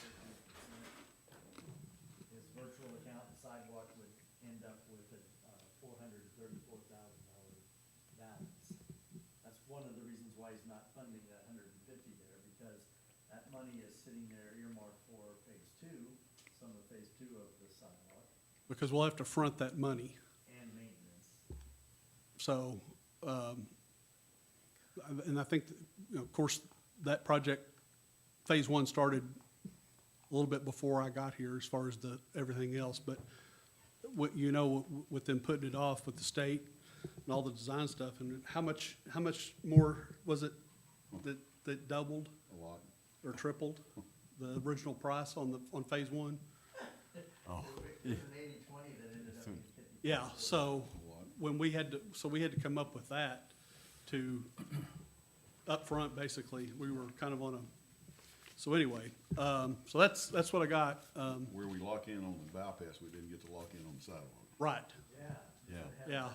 I mean, 5 million for a $55 million project? 60. $60 million. Well, 58 and some change.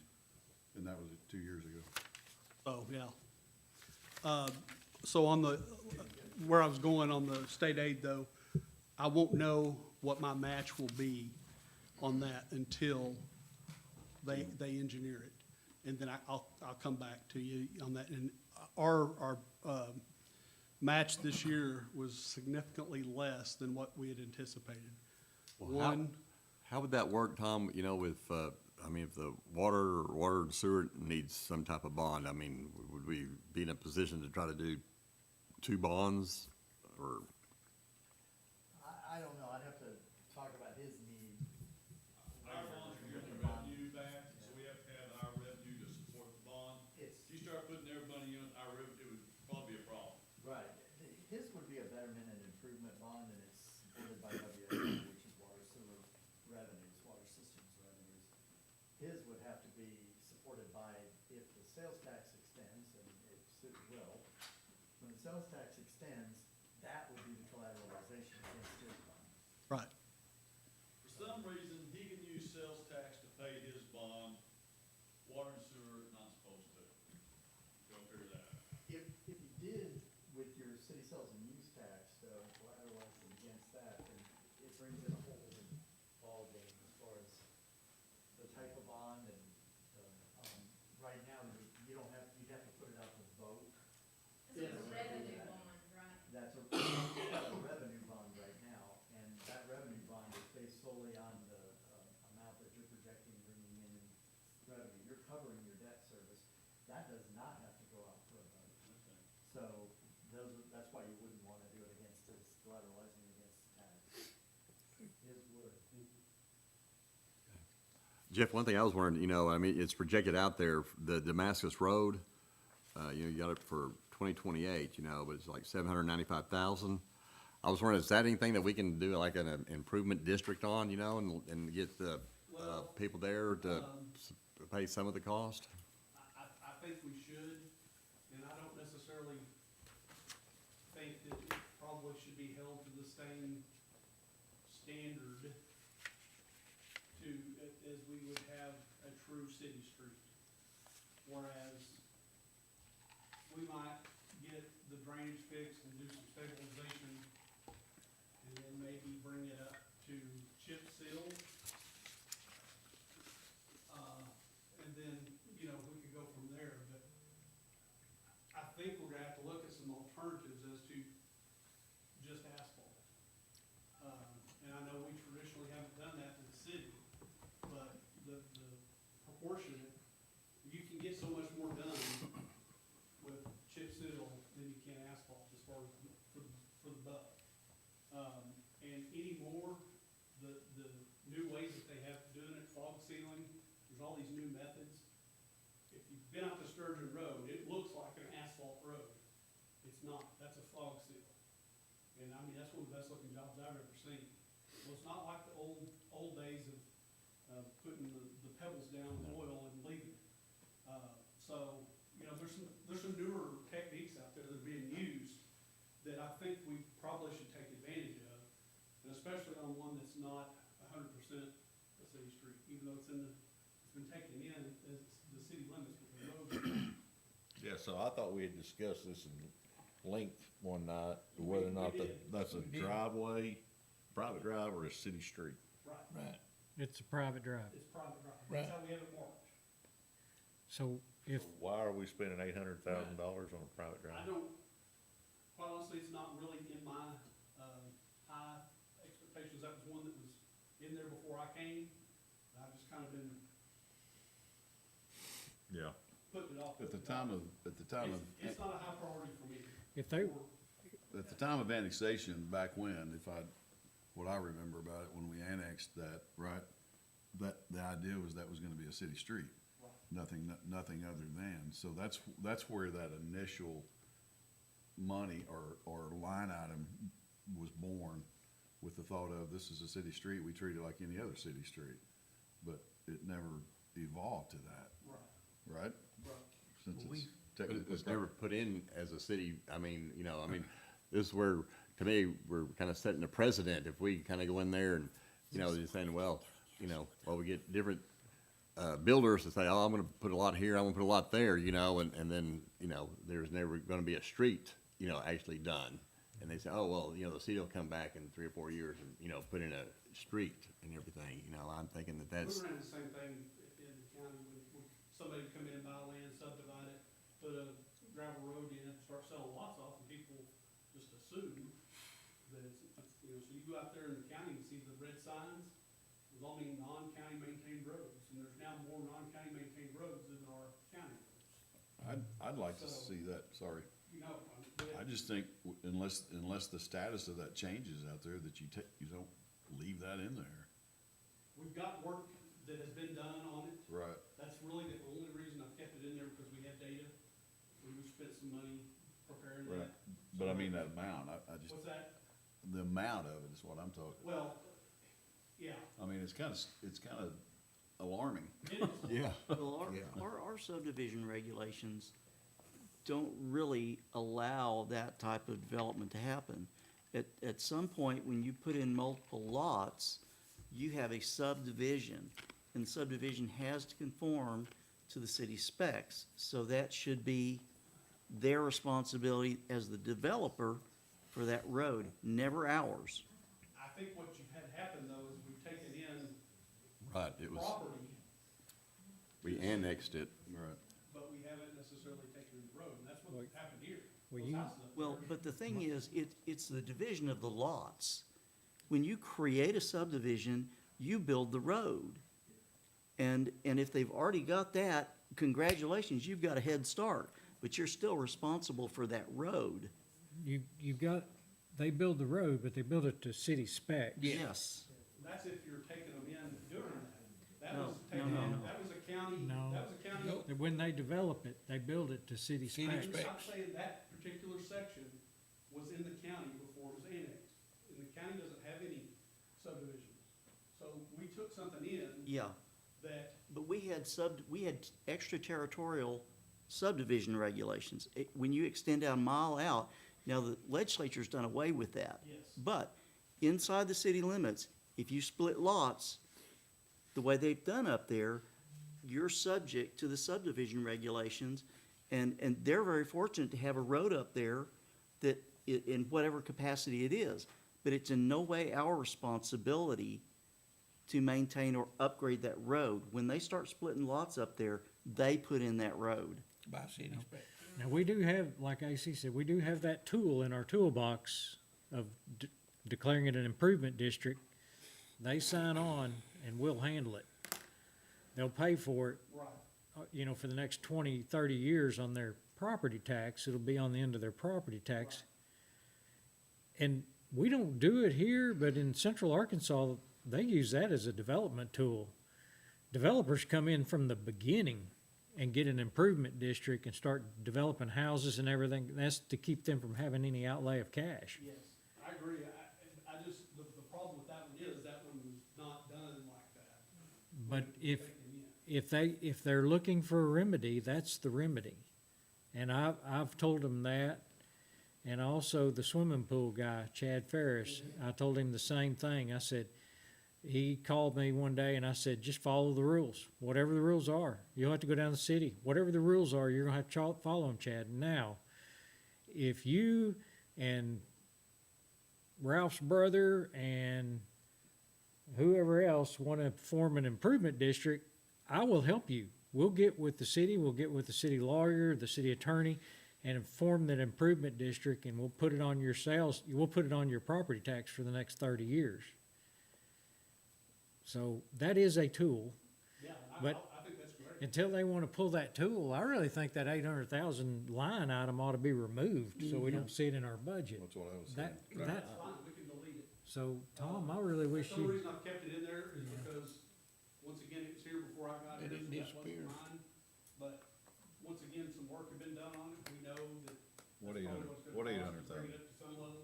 What 800? hey, if you, Mayor, if y'all ever hear from them and they want to do it, I will help. I will say, and I know I bring up Hunter a lot, but Hunter and Sonny both, but Hunter's kind of taken the, I don't call him Honey, by the way, this, Hunter has taken the lead on it, and he is in conversation with, I might call him Honey sometime, with, Chad, Yeah. Yeah. and Mr. Maker, And the other Shepherd. Mr. Maker, and even Jacob, they're all, because they have questions, and Hunter will, believe me, they get a straight, here's what you can do and here's what you can't. Yes. So that's happening as we speak. Yeah, Will Shepherd, he's the third. Will, yeah. And I just wanted to let y'all know, I've been telling them, you follow the rules. Yeah. Now, I will help if they need help with an improvement district, just because it's been so long since we've done one. Yeah. I will help. Oh, yeah, we have done them in the past, right? I mean, But other than that, you follow the rules. Y'all are a lot kinder to them than I am. I think they got a problem. Good luck, yeah, good luck. We already talked about that when we were out. That has to be covered. Pardon? What are we doing about that? That amount's gonna have to be forwarded over and covered by the street department, because that's the only fund. Yeah, we talked about that. That is the street department having to cover that, What's that? the negative balance. Oh, I showed you on the screen, but because your copy doesn't have it, this right here, it shows that if he does spend 1.2 million over his revenue stream in '26, he's gonna be negative 662,000. I talked to you about that, and I said, that will not, even though that's a virtual account, it's not a legitimate bank account, don't worry, we're not gonna bounce checks. That has to be covered, and it'll be covered by the street department. But then I also said to you, that leaves next year just with his revenue stream for taxes. Well, I've to got $1 spend. million for them. And his estimated amount that he has for 2027 is 843,000. So he would be right at under $1 million next year. Right. Based on his revenue stream. And you can't do that. That flow doesn't work. So they would have to cover 662,000 this year, 300-something thousand next year for the 9 in 2 years, and then he's got 22 million for 28. And that's at today's prices. so to me, really, we need to look at again, the deficit for this year. Otherwise, looking at a projected bond to really cover I mean, this year, next year, and You could get a bond, and you could get a 5-year operating loan from that, I see, okay. if you wanted to do it that way, but he's got $2 million sitting in his street fund, which is where the turnback is. And the turnback's designed to pay that, so what he would be doing is transferring it from a city sales and use tax project to the turnback fund. And he would have the money to cover that. Yes. This is not in that. He has it for 2 years. 28, you're gonna have to start worrying. Let's see. But I'm gonna start worrying about it after March, hopefully, and planning ahead so that we'll know what we've got. Then we can better program the rest of those out and not be in that. Or another way to attack some of that would be to adjust the percentages on the county. county, County doesn't fund that. Turnbacks do. turnbacks. And Yeah, so that's does your city gas sales tax and use money. tax, but his revenue stream for his operating or go to highway operating, his revenue stream is basically the taxes, not the county sales tax, but the property turnbacks. So that's pretty much where he gets his money, Right. not county sales tax. But, okay.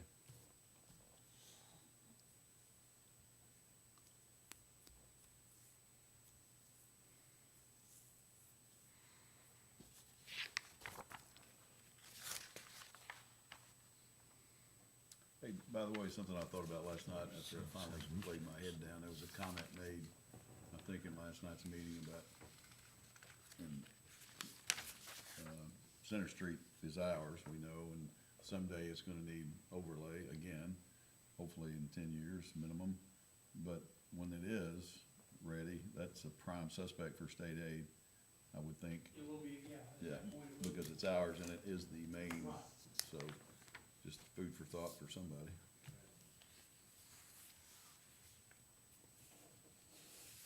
Which is great that we're gonna do it anyways, you continue to use state aid and do the right thing with it, just like these parks and tourism grants. Do them, get them, RDOT, use them, make it work, keep going. Reapply, get another one. Yeah. So, I mean, are those typically 20/80, or are they 50/50, or are they The state aid 40/60? is, 20/80? yeah, I like to call it 80/20. Yeah, Well, sure. Well, it's reimbursed though, Yeah. yeah, that's, so it's 100%. And, you know, and you never know when that, it's never changed that I've ever been aware of it, but No. anything can happen, but it could with all other things, but, but that goes back to So far, the so- permanent gas tax that we have now. yeah, that's right. In Arkansas. Yeah, when the voters did that, That set us yeah, way ahead, and that's the way the state's funding all these projects, the bridge, yeah, other than federal funding. Right. But we know that we're gonna have that for the next, forever now. And so that's kind of why I don't see that was huge. that will ever change. Yeah, that was huge. I was Okay. wondering, do we need to set up some type of deferred, thing that, it kind of accumulates year after year, so because that we're gonna have this you're big ready. project coming up, or? Well, I think, so, if you're how far ahead are you talking? I mean, are you thinking? I don't know, if we're saying like, yeah, Center Street, is gonna be like in 10 years, so we need to say, oh, this is what the future cost is going to be, we need to kind of be setting aside in some type of, Contingency. virtual account or whatever, I don't know, to say that we're gonna have this money kind of set up there. There'll be another election before we have to do that. So that's what that is gonna have to be programmed for, is that overlay. Because it'll be 10 years. Oh, it's here, Oh. the next extension. The of next Sales, extension sales tax. Sales tax. will have to be the one that has to cover it. That's the way I'm looking. And it may last 20. I did that because Tim's not sitting here. I know. All right, It's projected for the last 20, I'm saying, everybody good with street? It's asphalt, yeah. Chief? You still gonna get a taco if you get done? I'm sure they've been put up and put away. Thanks, Jeff. That's okay. I don't need it. Should have. I ate a piece of chicken. I'm good. All right, Mayor, Council, sit down with the mayor and Tom, yesterday and looked through our budget, and, we tried to stay in as far under budget as we could this year. They had told us to, hold back on spending, and so I thought we did a pretty good job of doing that. And, this year, really not very many changes at all. In fact, hopefully this will go pretty quick because there's not very many changes.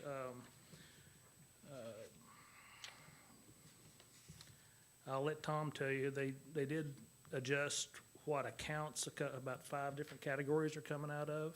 Where now they're coming out of city sales and use tax instead of the county general fund tax or whatever, the county sales tax. And those are, C's off to the right. yeah, you have a little C. That C means that it's been. So we moved, moved fuel and building insurance, equipment insurance, vehicle insurance, and maintenance, no, I'm sorry, yeah, just the small maintenance and repairs over there. And that made it to where it freed up a lot. It really did, so, but anyway, we moved those over to another to the, coming out of the city sales and use tax. And so, if we just wanna go through, we didn't do anything at all with any type of pay or anything like that, didn't change. I would like to address incentive pay in the future. I was gonna do it this year, but since we were told that wasn't gonna be possible, we took all that out. You guys know where I stand on full-time staffing. I've given you a list every month to show you how many zeros we have on medical calls. And so at some point, that's gonna have to be addressed. We are not addressing it in this year's budget because right now we're trying to stay afloat, I guess you'd say. And so we haven't, everything's the same in all those categories, except for whatever we had to move up for insurance and for the COLA. If you want to start at computers and information technology, that's up some. I'm one of those holdouts that didn't want to change my laptop. I think mine's pretty close to 5 years old too, but I feel like I have a laptop graveyard over. Second, it's the fire. Greenwood City Fire, 1019 to 691 West Denver Street, it's the La Fiesta for a kitchen alarm fire. There goes that taco. I got us to respond on that. I am concerned on that though. Let's see what it says when it comes over our app. This is La Fiesta. Is it Lafayette? Fiesta. Yeah, it's at La Fiesta. I'm just saying over the app, it'll give me a little bit more information here as soon as it comes up.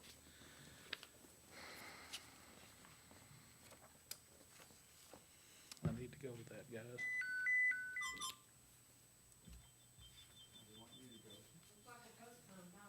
Well, I don't want it to be postponed. Okay, kitchen hood extinguisher alarm, let's see. So it looks like their kitchen hood extinguisher must have went off. Grease fire. So, well, Better go in your truck. You go and see. I see a little more information. I can go on that if you want me to. I'm right here. I know we need to Stuart, present why this. don't you go and I'll pick up and I'll go through it with them. Tom can. I don't have a lot of concern about. I think Tom can do it. Okay. The main thing that, the only things that we added this year was we need a new apron out in front of the fire station. That's the concrete because it's caving in. And then we didn't have to have a new roof addition, so that's roof repairs. And then they're making, for our SCBA's, the little, the Go thing to that the fire. cleans all of our air. Bye. Those See ya. are- we don't want, Cleans all of our air is about, we're having to replace that after 15 years. Keep our That's fire all. rating. Bye, Stuart. I don't wanna see a zero on that monthly report. I like La Fiesta. They got your taco, like, waiting on you. Charbroiled.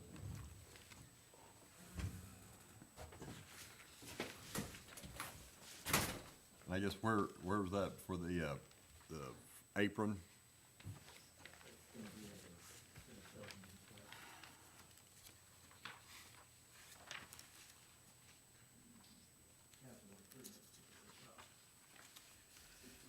No, yes. It's gonna be on page 10.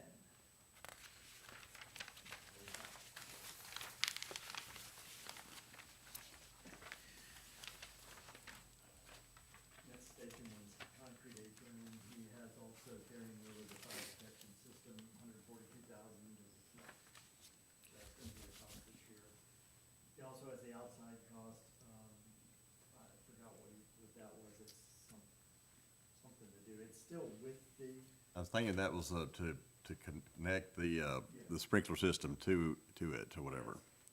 he could have put those together, but he decided that it'd be better to be able to show you that one is the actual interior and one is sticking over to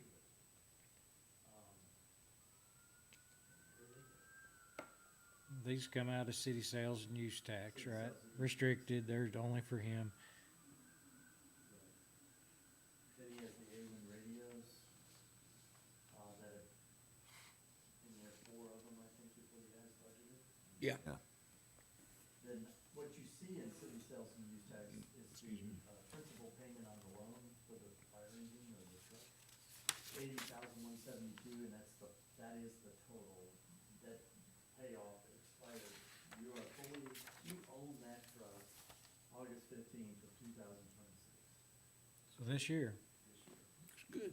And where's that at? it's Same page, Same page. page 10. principal Page loan. 10, 28. right up here. Oh, okay, 320. thank you. That's something you won't see if you go to the center point system because the principal is on a balance sheet. But it's still it's still paid with the city sales and use tax, so I'm incorporating that. That is the last thing he's got that's financed out, right? Correct. There's no other loans, this will be it. Well, I guess just like I mentioned to Jeff, should the fire department put in there or something, because, we're gonna have to get a new engine or or something, you know, big item every so many years, you know, should we put in some type of, you know, fund there that we say we kind of, You could, and that would be no different than preserving cash flow for, you don't have to go into debt and waste money on interest payments. Right. But right now, if he's in the mindset that we finance trucks, then you're just gonna pay the payoff, you're gonna pay the principal and the interest payment as cash flow. So you don't have a one-time outlay. Well, he was talking about that before, cause up northwest Arkansas, they'll put money back in a restricted fund, and then every so many years, they got $500,000 or $1 million. And I said, Stuart, that sounds great. You're just not gonna have to buy anything for a while until that accumulates up. He mentioned that last year. Yeah. It's one of the things called either replacement reserve or funded depreciation. And that's one of the things we don't talk about yet because we're just now working on contingencies. But the funded depreciation would say, when you buy that truck, how many years is that truck gonna be in service and useful life? If you say it's 15 or 20 years, then you immediately start with inflation and you start doing present value. You would then say, we're going to take 1/20th every year of that, what future cost is going to be, and we set it aside. And that way, at the end of 20 years, you have the money to buy a new truck. And that's funded depreciation, Funded depreciation, or it's called but replacement reserve. we probably shouldn't do that now since we're trying to build reserves. That's why I say we should do the contingency first, and then we worry about funded depreciation. Water sewer is already doing it in theirs because their rates included funded depreciation. So Okay. we'll be moving a dollar amount to get up to what the depreciation on their books are. And then they'll have the money already in place. They don't have to go and spend money to accumulate. Right now, we do just-in-time purchasing, and we do it by debt. And, you don't wanna do that. He's an advocate for spend the money that you have, don't go into debt. Yeah. And it makes sense. All too many people live their lives, like that's that.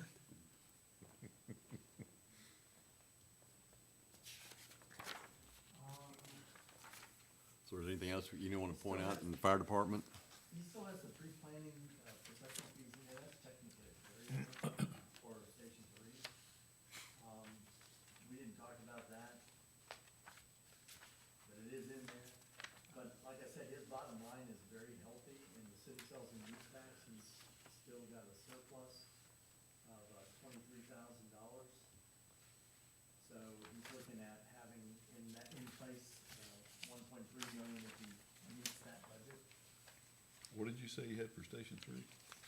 There's $9,000 for Oh, engineering pre-planning. He did mention today, I was working over there in that line 65-480 with maintenance and repair. That cascade system is not serviceable anymore, that it's out of compliance. They're not making the parts. Is that correct, AC? Yeah, it's So that's useful an life is- that's an $8,500 hit. Hydrocheck, actually, the next line goes with it, that SCBA hydro checks on all units. But that first one is they can't service it anymore.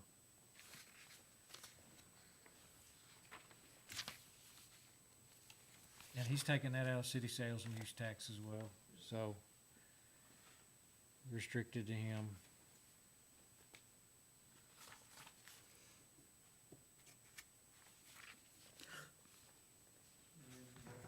He's got his vehicles listed. You already got the boat, that was 25, so it's not in here. He has a truck on insurance that we don't own. that's what I was gonna ask, which one Well, is? you talk about the ones listed here? Yes, that GMC Wilson, it's gone. Well, this doesn't mean this is what's on insurance, that's Oh. what he listed on his list. We can confirm what really is owned and insured by the list that we get from law school. Okay, This isn't 100% right. The only one that I know is 100% right is police. okay. Does an Well, excellent job. That Wilson truck's gone, This GMC Wilson. right, AC? Yeah, yeah. I forget who we, I wouldn't assume that that's on insurance. Okay. That could be from 3 years ago. He just never changed it. If he doesn't change it, I don't know to change it. The rest of it's correct. Yeah, there might be need to be a vote on insurance.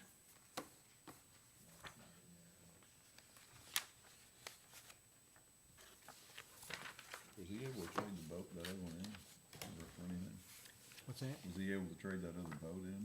I mean, I know it was leaking, but Boy, I don't know where that's at. Where is it, AC? yeah, I don't know.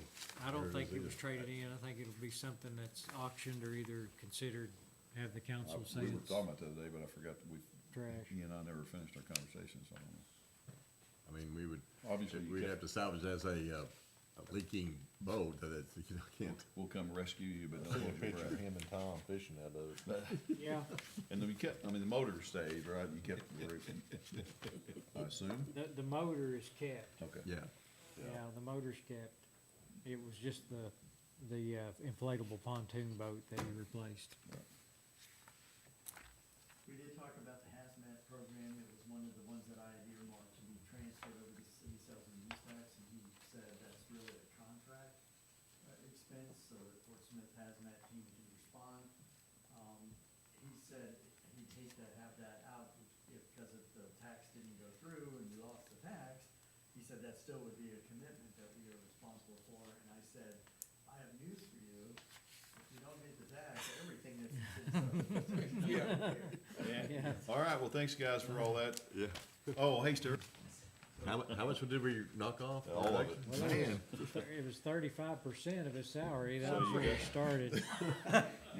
He didn't come back with no taco though. You got one It sheet. was a false alarm. They You're- were cleaning the system. Well, good Place luck. was We're dripping. well into the black now on your. Oh, I'm sure. budget. Yeah, we went from the red to the black in about 10 seconds. You only lost 8 pages out of 9. What are you gonna do in your next job? It's kind of funny. It's good timing because yesterday is, I'm gonna his I'm key gonna fob, apply for a position with a yesterday, volunteer position. he's telling me his key fob was working. I said, Stuart, I need to talk to you. Yeah, then we probably need to bump up that employee mental health expense right there. Mental health exam. Thanks, appreciate that. I said, well, I there's a reason appreciate for it. that. Well, I'm glad it wasn't on fire. Stuart, what happened to the boat? Do we still own the Punctured bad boat, the punctured boat? Yeah, it's leaky boat? over there. Okay, Yeah, the only thing I know to do is put it in auction. okay. How about the 85 Wilson truck? 85 Wilson truck? Yeah, who did we sell? Sold that a long time Yeah, ago. who did we sell that Well, to? Still on here. It's on your list. Insurance. Did we, Sandbagging. No, that's not, that's It's not on on there the list showing I sent insurance. over. It's not. Update your It's the list, budget. The vehicles maintenance repairs, and that's got all the VIN numbers and everything. It's on your insurance, it's on your insurance list. It's just on the That's- insurance list, and I took it off. Okay, that's, What's that called? who did we end up selling that to? went to, That was like, started with the C, down by Gravely. One of them little apartments down there between it and Plainview. yeah, for some I thought it started with an There's R, their but number one, he told me it's their number one engine now. The one they had before was from the 1960s, so they were fired up to get it, so. fired up. Went to Plainview or Gravelly? Pardon the pun. Which one, Plainview or Gravelly? Between there, between Plainview, Gravely, it starts with the C. It was a hot deal. Yeah, it was a hot deal.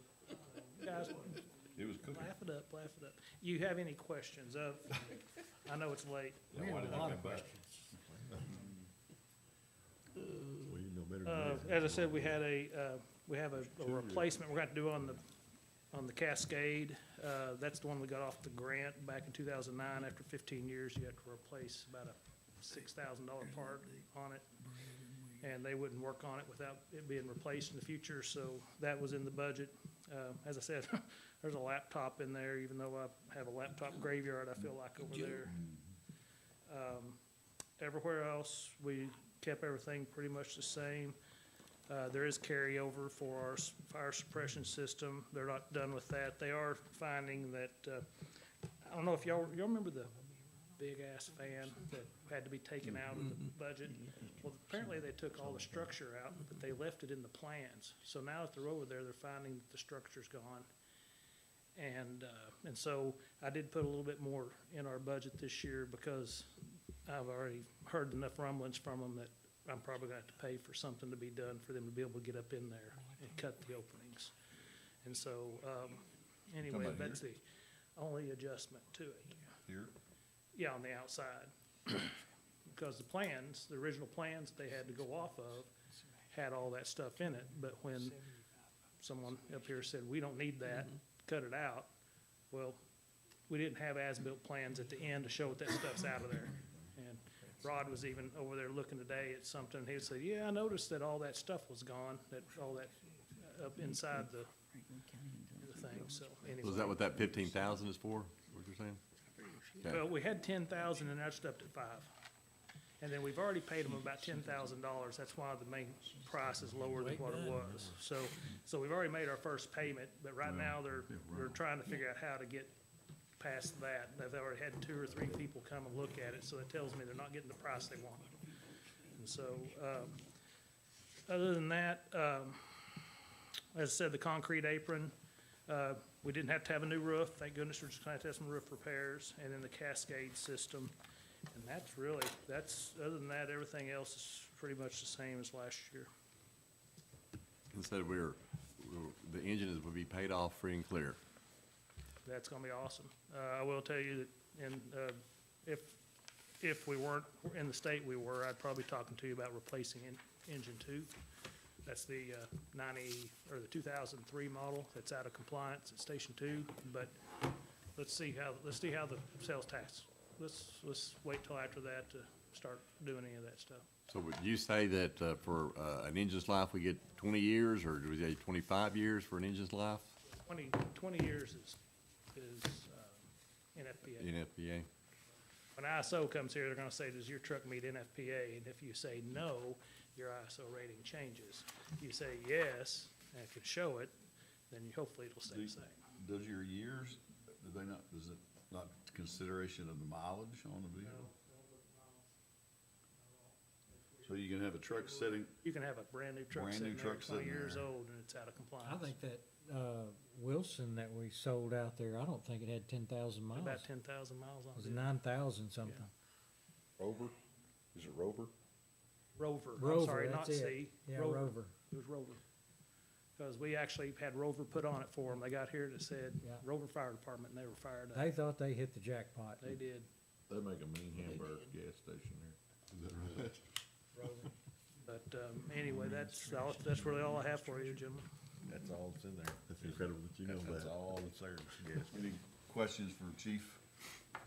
Thoughts, comments? We can pass this sales tax, and then I'll have some things for you to think on a little bit more on future purchases. Cool your heels. When do you think that you'll start on the apron? Well, we'll just see. I mean, whenever budget passes, then I'll call them, because the sooner we do it, I mean, I don't want the price to go up any. Weather permits. When's the sprinkler system get finished? No freezing. That's where I think that right now, as I said, they're trying to figure out the outside section of it and how they're gonna cut through that wall or how they're gonna get up to it. Quite a few days. And I keep waiting for them to say, oh, we're gonna have to give you a change order. That's why I put a little bit more money in there. And, so it's in the process right now. We've already made our first payment on stuff and it's in the process. You'll have no issues going out the back of the building, right, for a while they're working on all that? No, hopefully we won't. We are gonna have the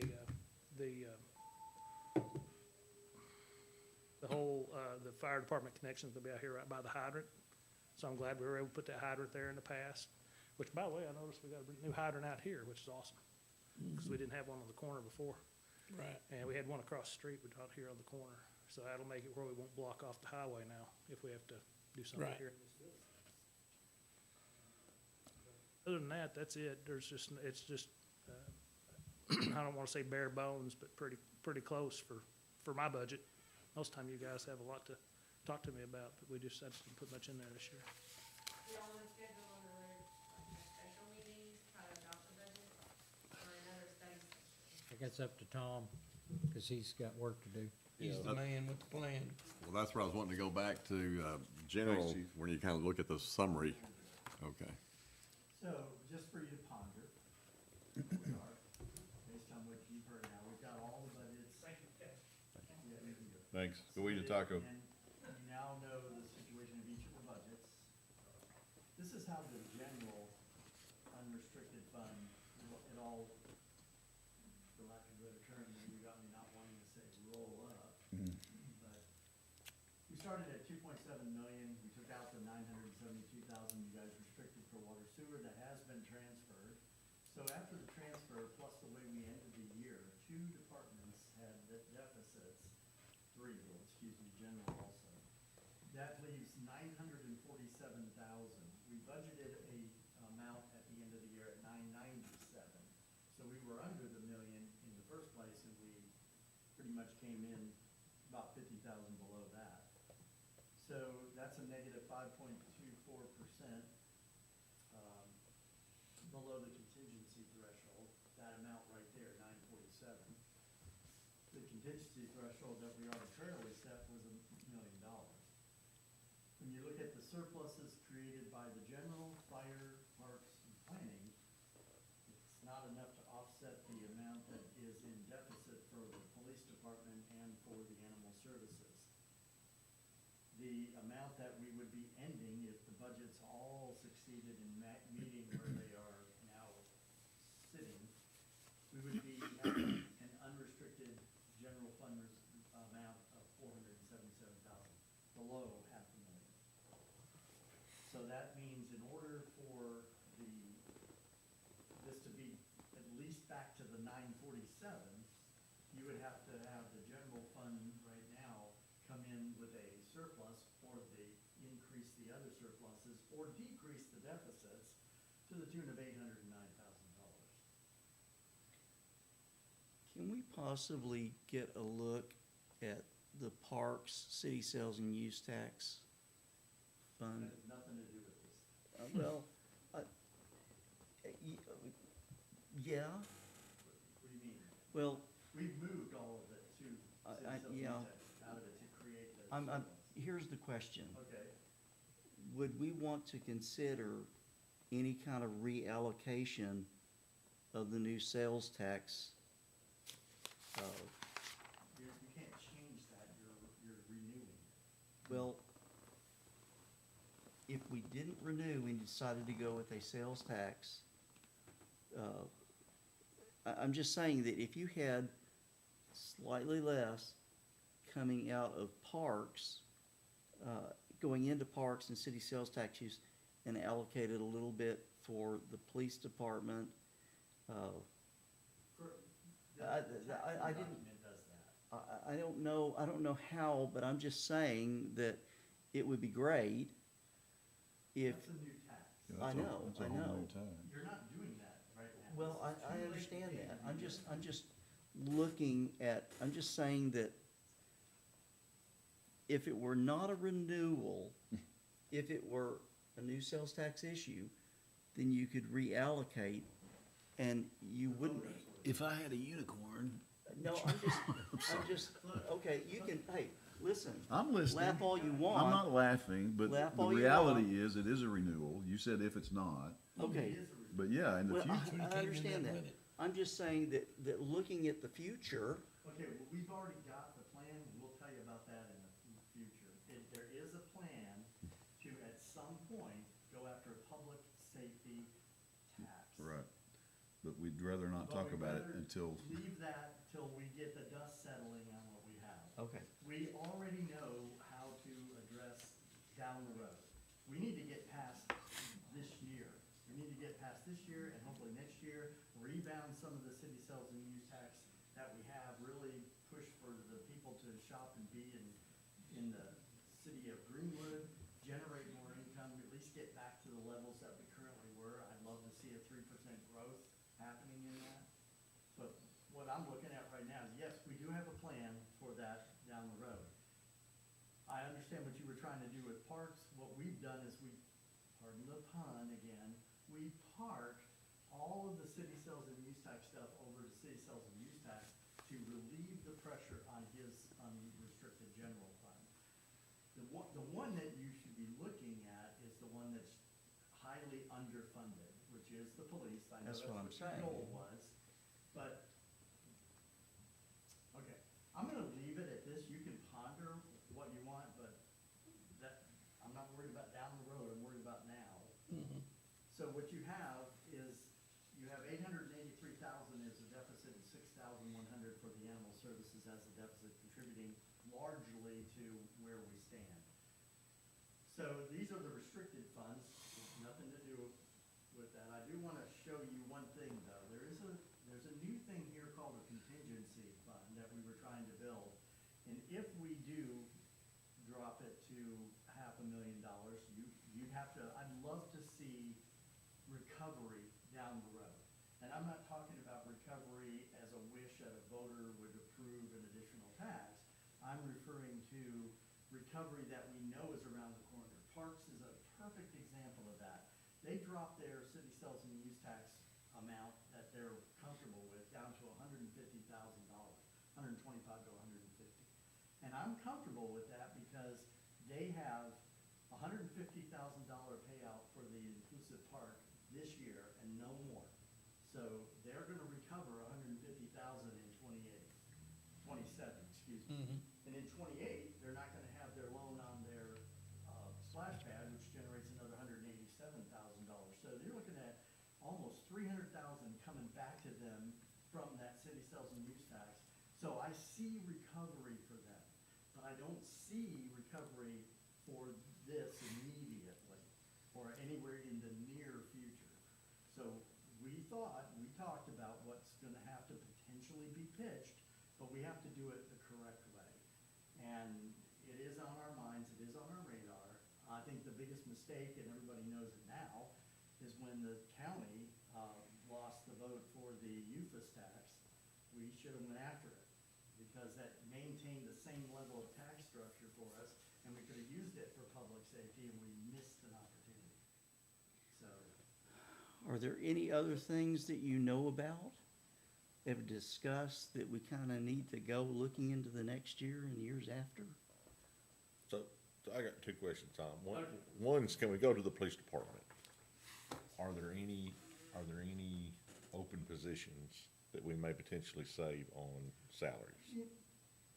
I know it's a little unfair for me to talk because I don't own that. Right. But I do have recommendations, but that's something that has to be worked out between what you guys want and what's best for the police department and the public safety. I could make recommendations and they would hurt a little bit, but I wanna show one thing to you, and that's this contingency. Before we get too far off the subject, I have 3 documents that I wanted to present at some point. The first one is what contingency reserve is. You mean handles out or? Okay. But I want him to hear this. You're welcome. This is a contingency reserve fund definition. I got a sidebar, sorry. I'm waiting. almost over. I'm good. Go ahead.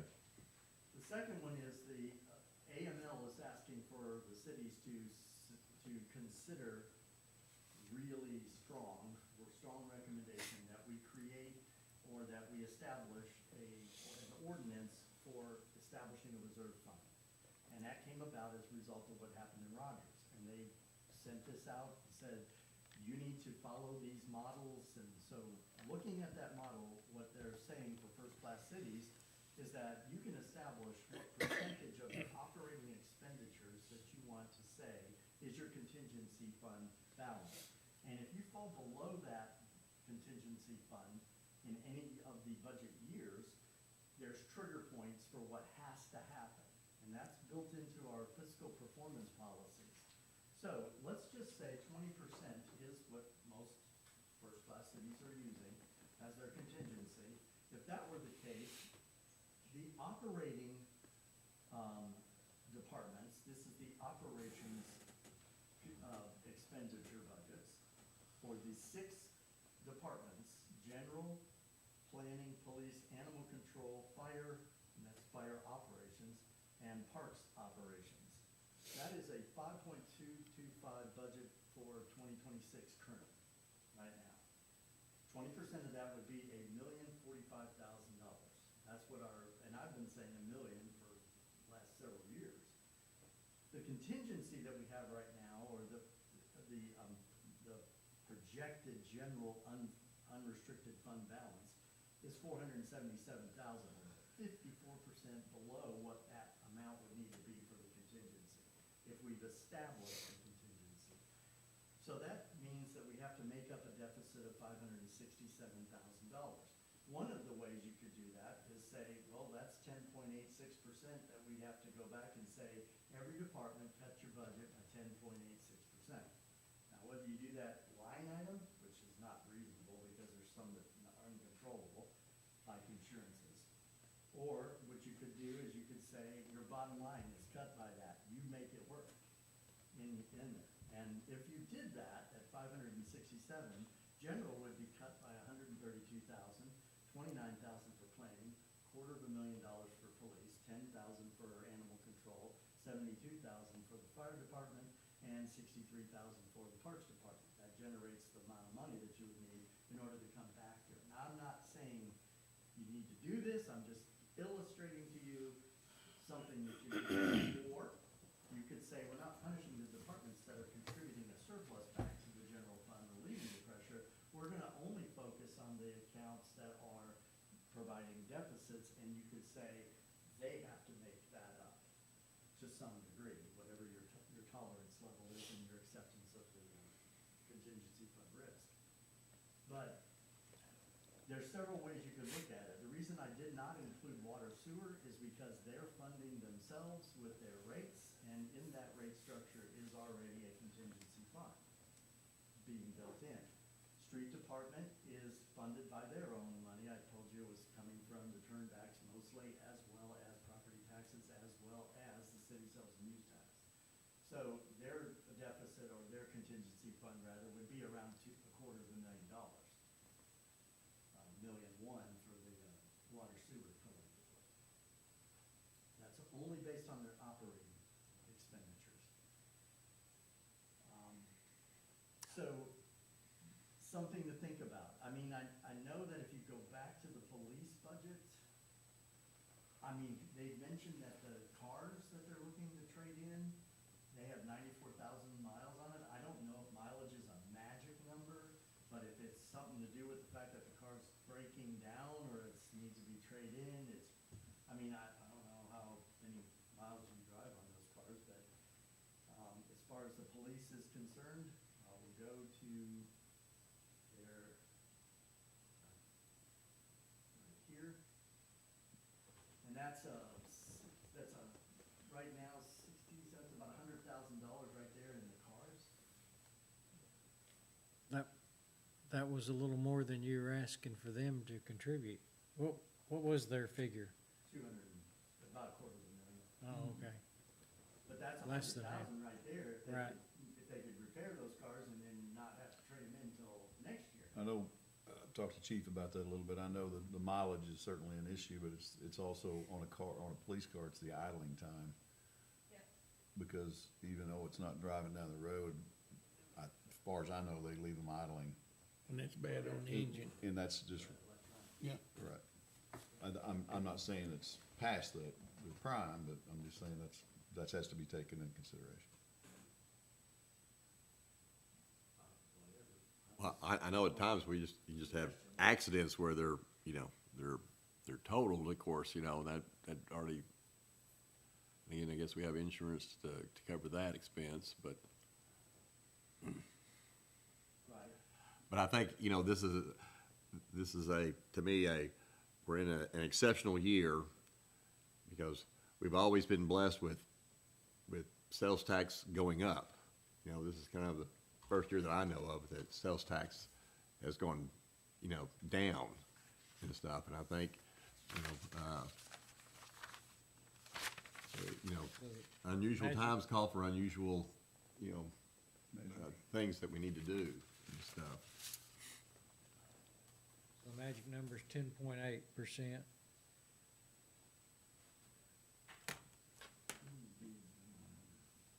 I'm not the answer guy, I'm just the numbers guy. So I can tell you that I would not recommend that budget, but that's my personal opinion.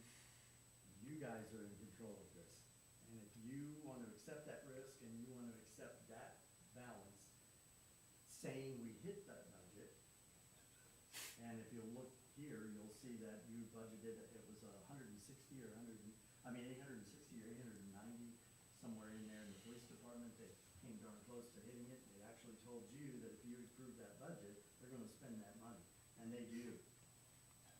So, Well, I like yours proposal on the first one where it's kind of spread among all the departments, not just the ones that are in a deficit, because unfortunately, the police department has been forever in, this deficit, and I think until we can get maybe a public service tax or whatever that, I don't know where they can get any relief from. I mean, we can try things, but we're just really just doing small amounts, to it. But I think we do need to do something this year, because to me, we're whistling past the graveyard, if we think that, it's not gonna be even if it's just a small tornado, if it hits the right spot in Greenwood, or if it's another ice storm, just the tree pickup that we had, was pretty devastating to us. And you're saying if we did this, that they would accumulate it in their own departments? We would have a fund? no, the contingency wouldn't be controlled by them at all. It would be in that unrestricted general fund balance. The $1 million, or the $1,045,000, would be an amount controlled solely by you. It's stipulated in your ordinance and the actual policies. You would have full control over that, as well as the payback, because it has to be refunded back by the, whenever it's used. So that's all a plan.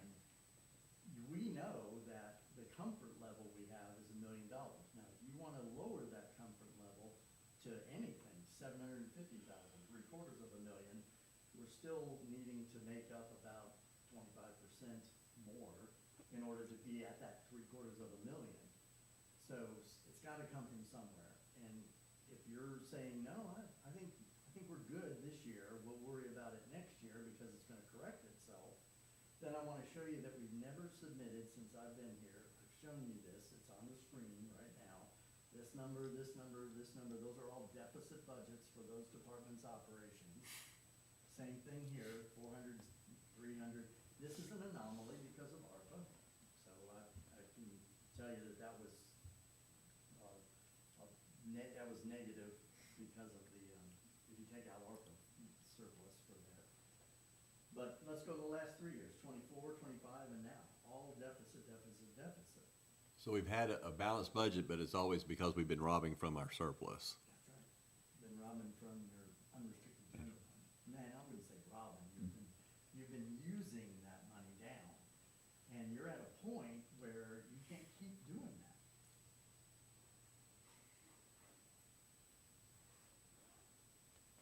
So something's gotta give.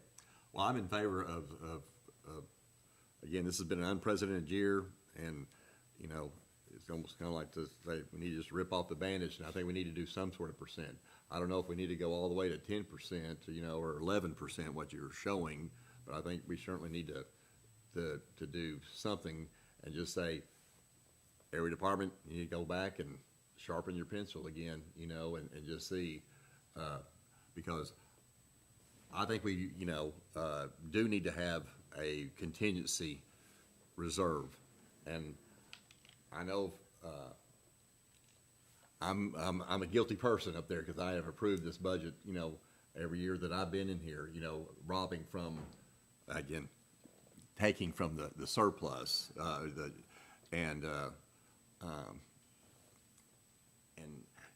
every year it seems like that we've had something major. We've always been fortunate, that we got federal funding or whatever to help us, and stuff. But, I know that, you know, state is tightening up their budget, you know, federal's tightening up their budget. So sometimes you don't know if it's gonna be there. I don't really wanna say that we can count on that every time. I think we should be responsible ourselves and say, you know, that we have a contingency fund. Can you print that off? Can you print copies of that, Tom? This, Yes, sir. And so if we adopt the ordinance, and then inside that ordinance, can we say, okay, we're gonna say for the next 3 years, we're going to approach that, you know, 20% contingency?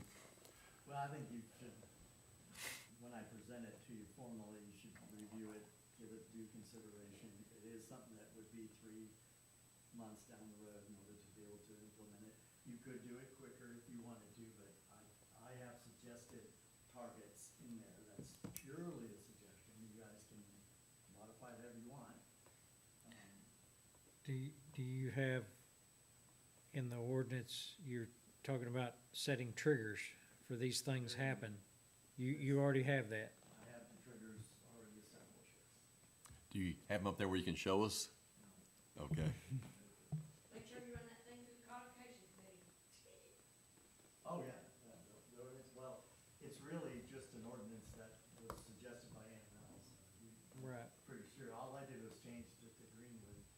I mean, it's pretty standard language. But you guys can add to it, I'm sure, for obvious reasons. So to get back to 1,045,000, we would need to figure out where, You need to cut 567,000.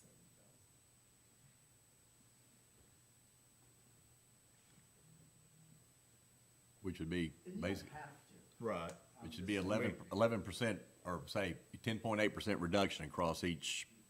I mean, even if we Department. landed it at 900,000, I'd feel a lot better than where we're potentially fixing to land here. But if we sent it back to him saying, cut 10.8, there'll be something that hits this year, and we may end up at 9, because there'll be something that has to happen.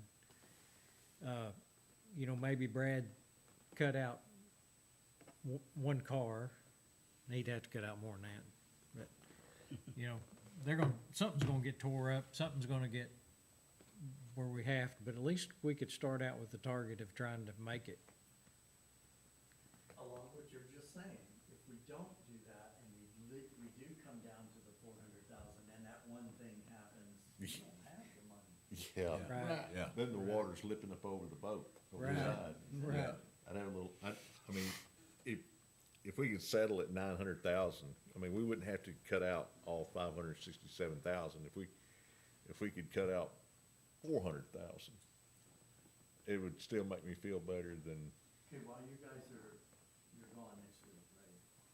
So what I wanna do is I wanna go and do the 5-year plans, 5-year historicals on every department that's here. And cause I know that planning did it and we did it for fire. And then what I wanna do is I wanna go look at every line item and I can tell you where I would recommend we drop those. Okay. To see what it does to the bottom line, because there's some numbers in there, you heard from Jeff, he said, I feel better with it being this number. Well, what does history tell us? And if we're doing a historical plus, then I wanna apply that to see logically, what should that realistic budget be? And I wanna look at the line items to say, every year over the last 5 years, on this item, you budgeted $3,000, and we have maxed at 1,000. Why have we kept 3,000 in there? So if I lower it to more realistic numbers, that will force them to live in that same parameter over the last 5 years. And let's see what it does to this bottom line. for all Makes of those sense. departments. It'll be like Jeff and his materials and supplies money Right. with the Band-Aid replacement. Right. He might manage that a little bit better. It will force them to, to be Yeah. more in tune with what their budget really is. And I know Ralph has mentioned one time, which I think is not a bad idea too. I mean, we have lots of, I say lots, we have big equipment. You know, is there a possible something looking at, you know, pooling, you know, backhoes and stuff, you know, and saying that, you know, not every department has to have their, you know, or I mean, that needs it, you know, have their own backhoe or something. I don't know. I mean, it's like a tractor. We've had a crashed tractor parked over there for how long now? And all of a sudden now we need another tractor to replace that. I mean, if we've been living without it, do we really, I mean, it's like when you move, you put stuff in boxes and you don't see it Well, I don't know. until you move again. Yeah, and I'm not even sure, I'm not trying to. Do you really need it? That's what I'm saying. Yeah, I don't know when that accident happened, to be honest with you. And it could have, and let's just say it happened, they're not mowing now. Right. Obviously, so he wouldn't need it Right. until mowing season. And do you need that one? Do you need a 75? I mean, That's a big I mean, that's a. that's a big tractor. And I will tell you that for where they go with it, you want something substantial.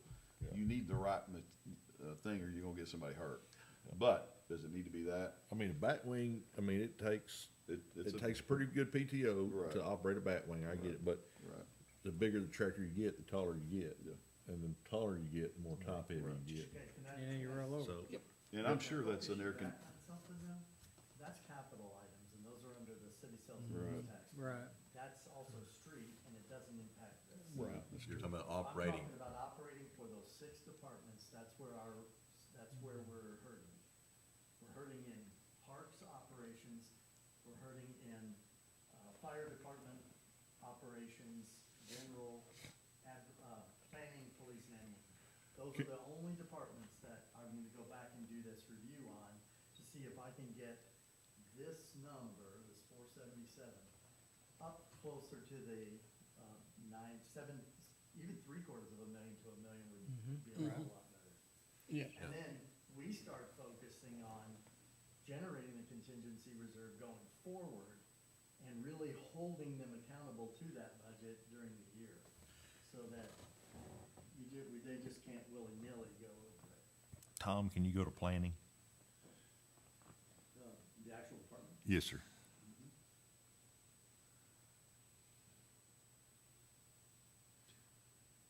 I'm sorry, Charlotte, do you know of the accident being reported to Osborne? I mean, are you familiar with that? Well, that's one thing that surprised me there, that the they new did not position. apply for insurance, and he said it's Code. only worth $500. I'm thinking, you know, insurance would give you at least, You're not- 50% of you it, I don't- think, you or know, you don't something. insurance. You know that, Tom? I only heard about it when we were discussing. How long ago did it happen? We don't, I don't know. He knows. I know. You don't insure something for $500 that's worth Exactly. $70,000.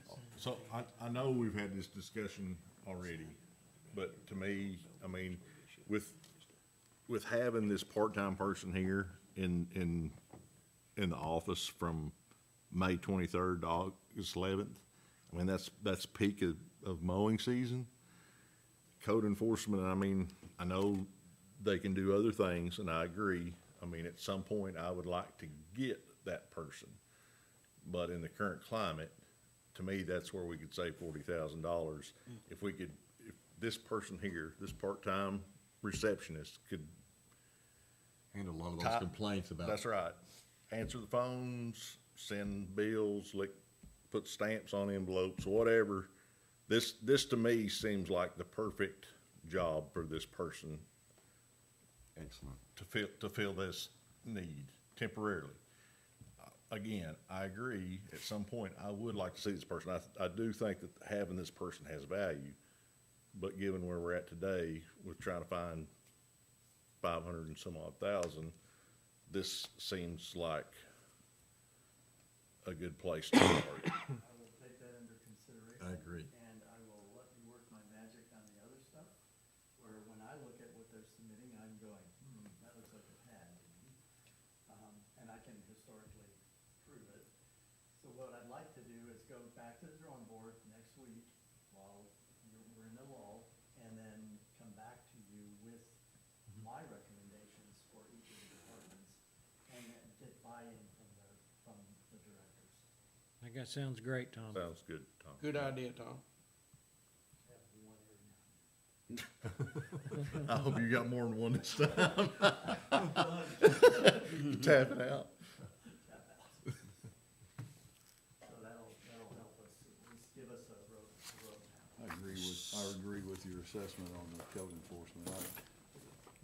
Yeah, we need one full-time one of these days for sure. but Yeah, I think I we mean- can utilize what, and she doing both, if it is the person that's now the receptionist or you won't get it all covered, and you know that, because there's other things, but, because you can't be here and answering the phones and be out driving around looking for Right. code enforcement issues. But if we could Right. ask our staff to Right, go, to right. do that. Right, well, and what was suggested, I don't know who's you or somebody, to Jeff, and Jeff does, I've talked to him about it, and the police do to a degree, you know, of noticing things.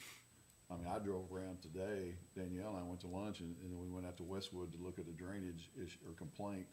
So as we were doing it, she took down 5 addresses from just being over there in the area, or any area, so.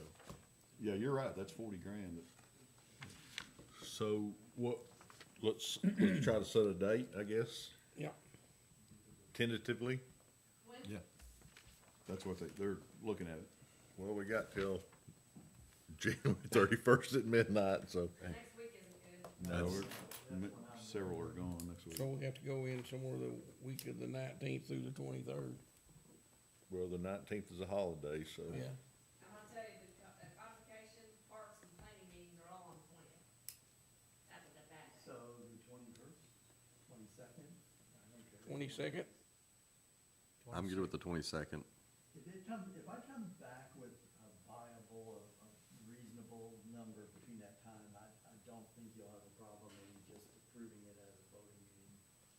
Are you wanting this to be a special meeting or a study session? Study. It's not a special voting meeting. Okay. This will be for discussion because I'm gonna come back with a lot of recommendations. So the 22nd? So the 22nd, 6 o'clock? Yeah. So that would leave the following week as a voting meeting. Okay, That would leave the following week as a voting meeting, so we need to make sure we've got a date set then as well. Okay, Because if we now wait till the just- 22nd, then who knows what's gonna happen. Yeah, I think the 29th and the 30th is gonna be out for me. 27th? I I said, yeah, will be- 26th, 27th, or 28th, I'm good. It's the Water Wastewater Commission. So What day? You said? 27th or 28th. 27th or the 28th. 28th is a Wednesday. They don't like Wednesdays, Robert. I don't like What do you Wednesdays. say, Steve? How about the 26th? I On will Monday. not be here that week. I leave for Tulsa on the 25th. So I can't be there for the vote if we vote that Saturday. late. But if you like what you see on the 22nd, whatever, you would just kind of give an affirmation? When you figure out what basketball games are I that can't be here week. to That's vote why or I'm saying maybe, contribute to quorum. maybe the 26th on a Monday. Well, that's Water Wastewater Commission. Oh, okay. Tuesdays and Fridays, isn't it? Or I don't know. I mean, does it have to be in this room? I mean, You can do it at the basketball game. could we go over to the conference room Water, and wastewater. just have a quick vote, have our quick Or vote? can or- they go We could, somewhere? that we would be out of the iHeart. Water, wastewater, can't they go? Can they go somewhere and us be in here? They go to senior The citizens. 26th? They can hit my conference room. See, that way we could do it the 26th. Tom and I are active in those meetings, especially Tom. They rely on Tom, and y'all. Yeah, okay. represent. Yeah, I didn't, I mean, Tom, yeah, he's gotta be both places. Okay. You can't be in two places at one time? Does it all the time? My other cell He's phone magical. I mean, I have to report to you. Yeah. He's like Santa. Okay. That's why we're always saying, there's meetings in here and here. Unless we do it the, Actually, he's more It's like, us that are- what's the Right. bad Santa guy, the crap? You could The make core. Well, what, all right, to me, if it's like saying, if we like everything on the 22nd, what about the 23rd, if we just come in here like at 5 o'clock? Why can't we call the 22nd a voting meeting after an hour after we've been here? Just go ahead and call it. Or that's would it have to publicly, be don't you? prepared? That's gambling that we're all gonna agree that, and that there's not gonna be additional edits gonna be needed. Why not the 21st? That doesn't, that's better for Doug That's- and I, that's one. actually, because we're missing a meeting that we're relied on somewhere else there. That's a win. I mean, So we're having this Wednesday. meeting that It's they're relied on. Rogers. I won't be here on Wednesday. He can't, Roger doesn't like that Wednesday night. I go to church. What time's your church? 7 o'clock. Can we meet at your church? You don't care? We'll have to take our video recorder. I mean, is the church at 7 o'clock? I mean, would you, mind, like saying if we met here like at 5 to vote and, Yeah, that'd be okay. Well, or 5:30? we'd be here at 5 to discuss it though, right? That would be this planning, the Oh, I guess you're right, study yeah. session. Yeah, that's We right. meet for the study on the 21st, and then meet for early at 5 on the 28th, the following week for the voting one, at 5. Are you back, Steve? No. He's gone. Steve will be out. No, if we met early on Wednesday, the 21st, for the study session, could we do it the next day and vote on the next day? Now, that'd only give you one day to get everything finalized.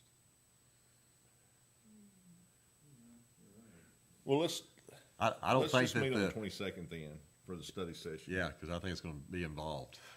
Yeah. Let's meet on the 22nd for the study session, and then we. Anybody have big plans on Friday that we could just meet for, Might as well do it on the 23rd then, huh? could we meet on the 23rd for a vote if everything If we irons can out the figure out when the 22nd? ball games are, then Tim may be able to be here. I mean, that'd give us, It'll be Tuesdays and Fridays. Well, may not be a home game. that's what I'm saying. Yeah, I I'm don't saying it know. may not be a home game on the 23rd, I don't know. Yeah.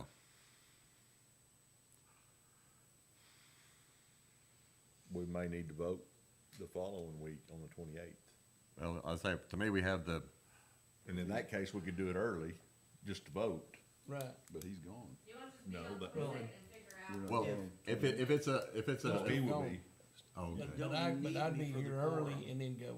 Huh? What are you getting at? What'd you say, Steve?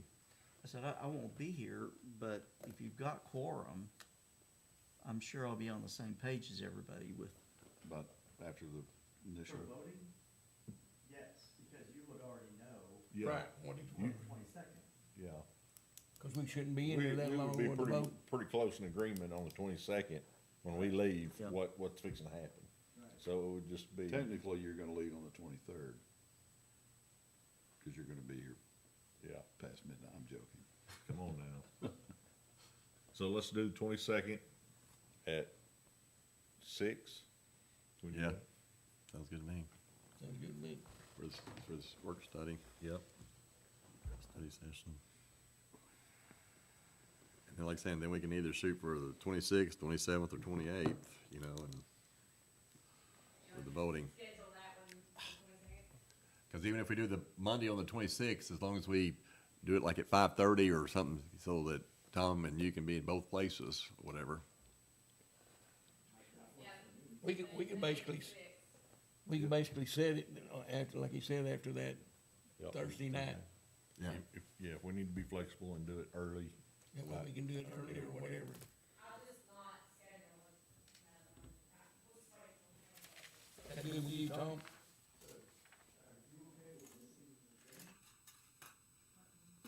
CSCDC. The CDC, that we'll miss it. Yeah, I mean, they don't really want us there. Huh? They're federal funding and attendance thing.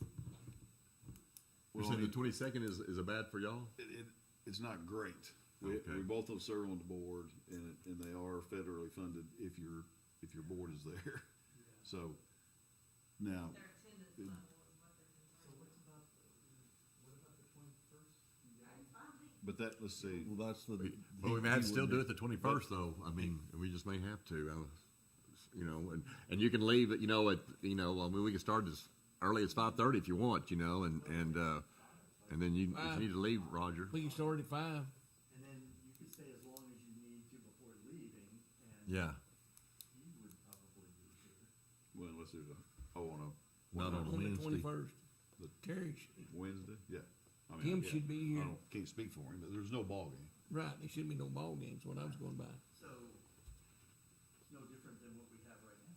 Yeah, 21st at 5? Yeah. 21st. What do you think, Bob? he's asleep. Bob? I have some thoughts on those there, Tom.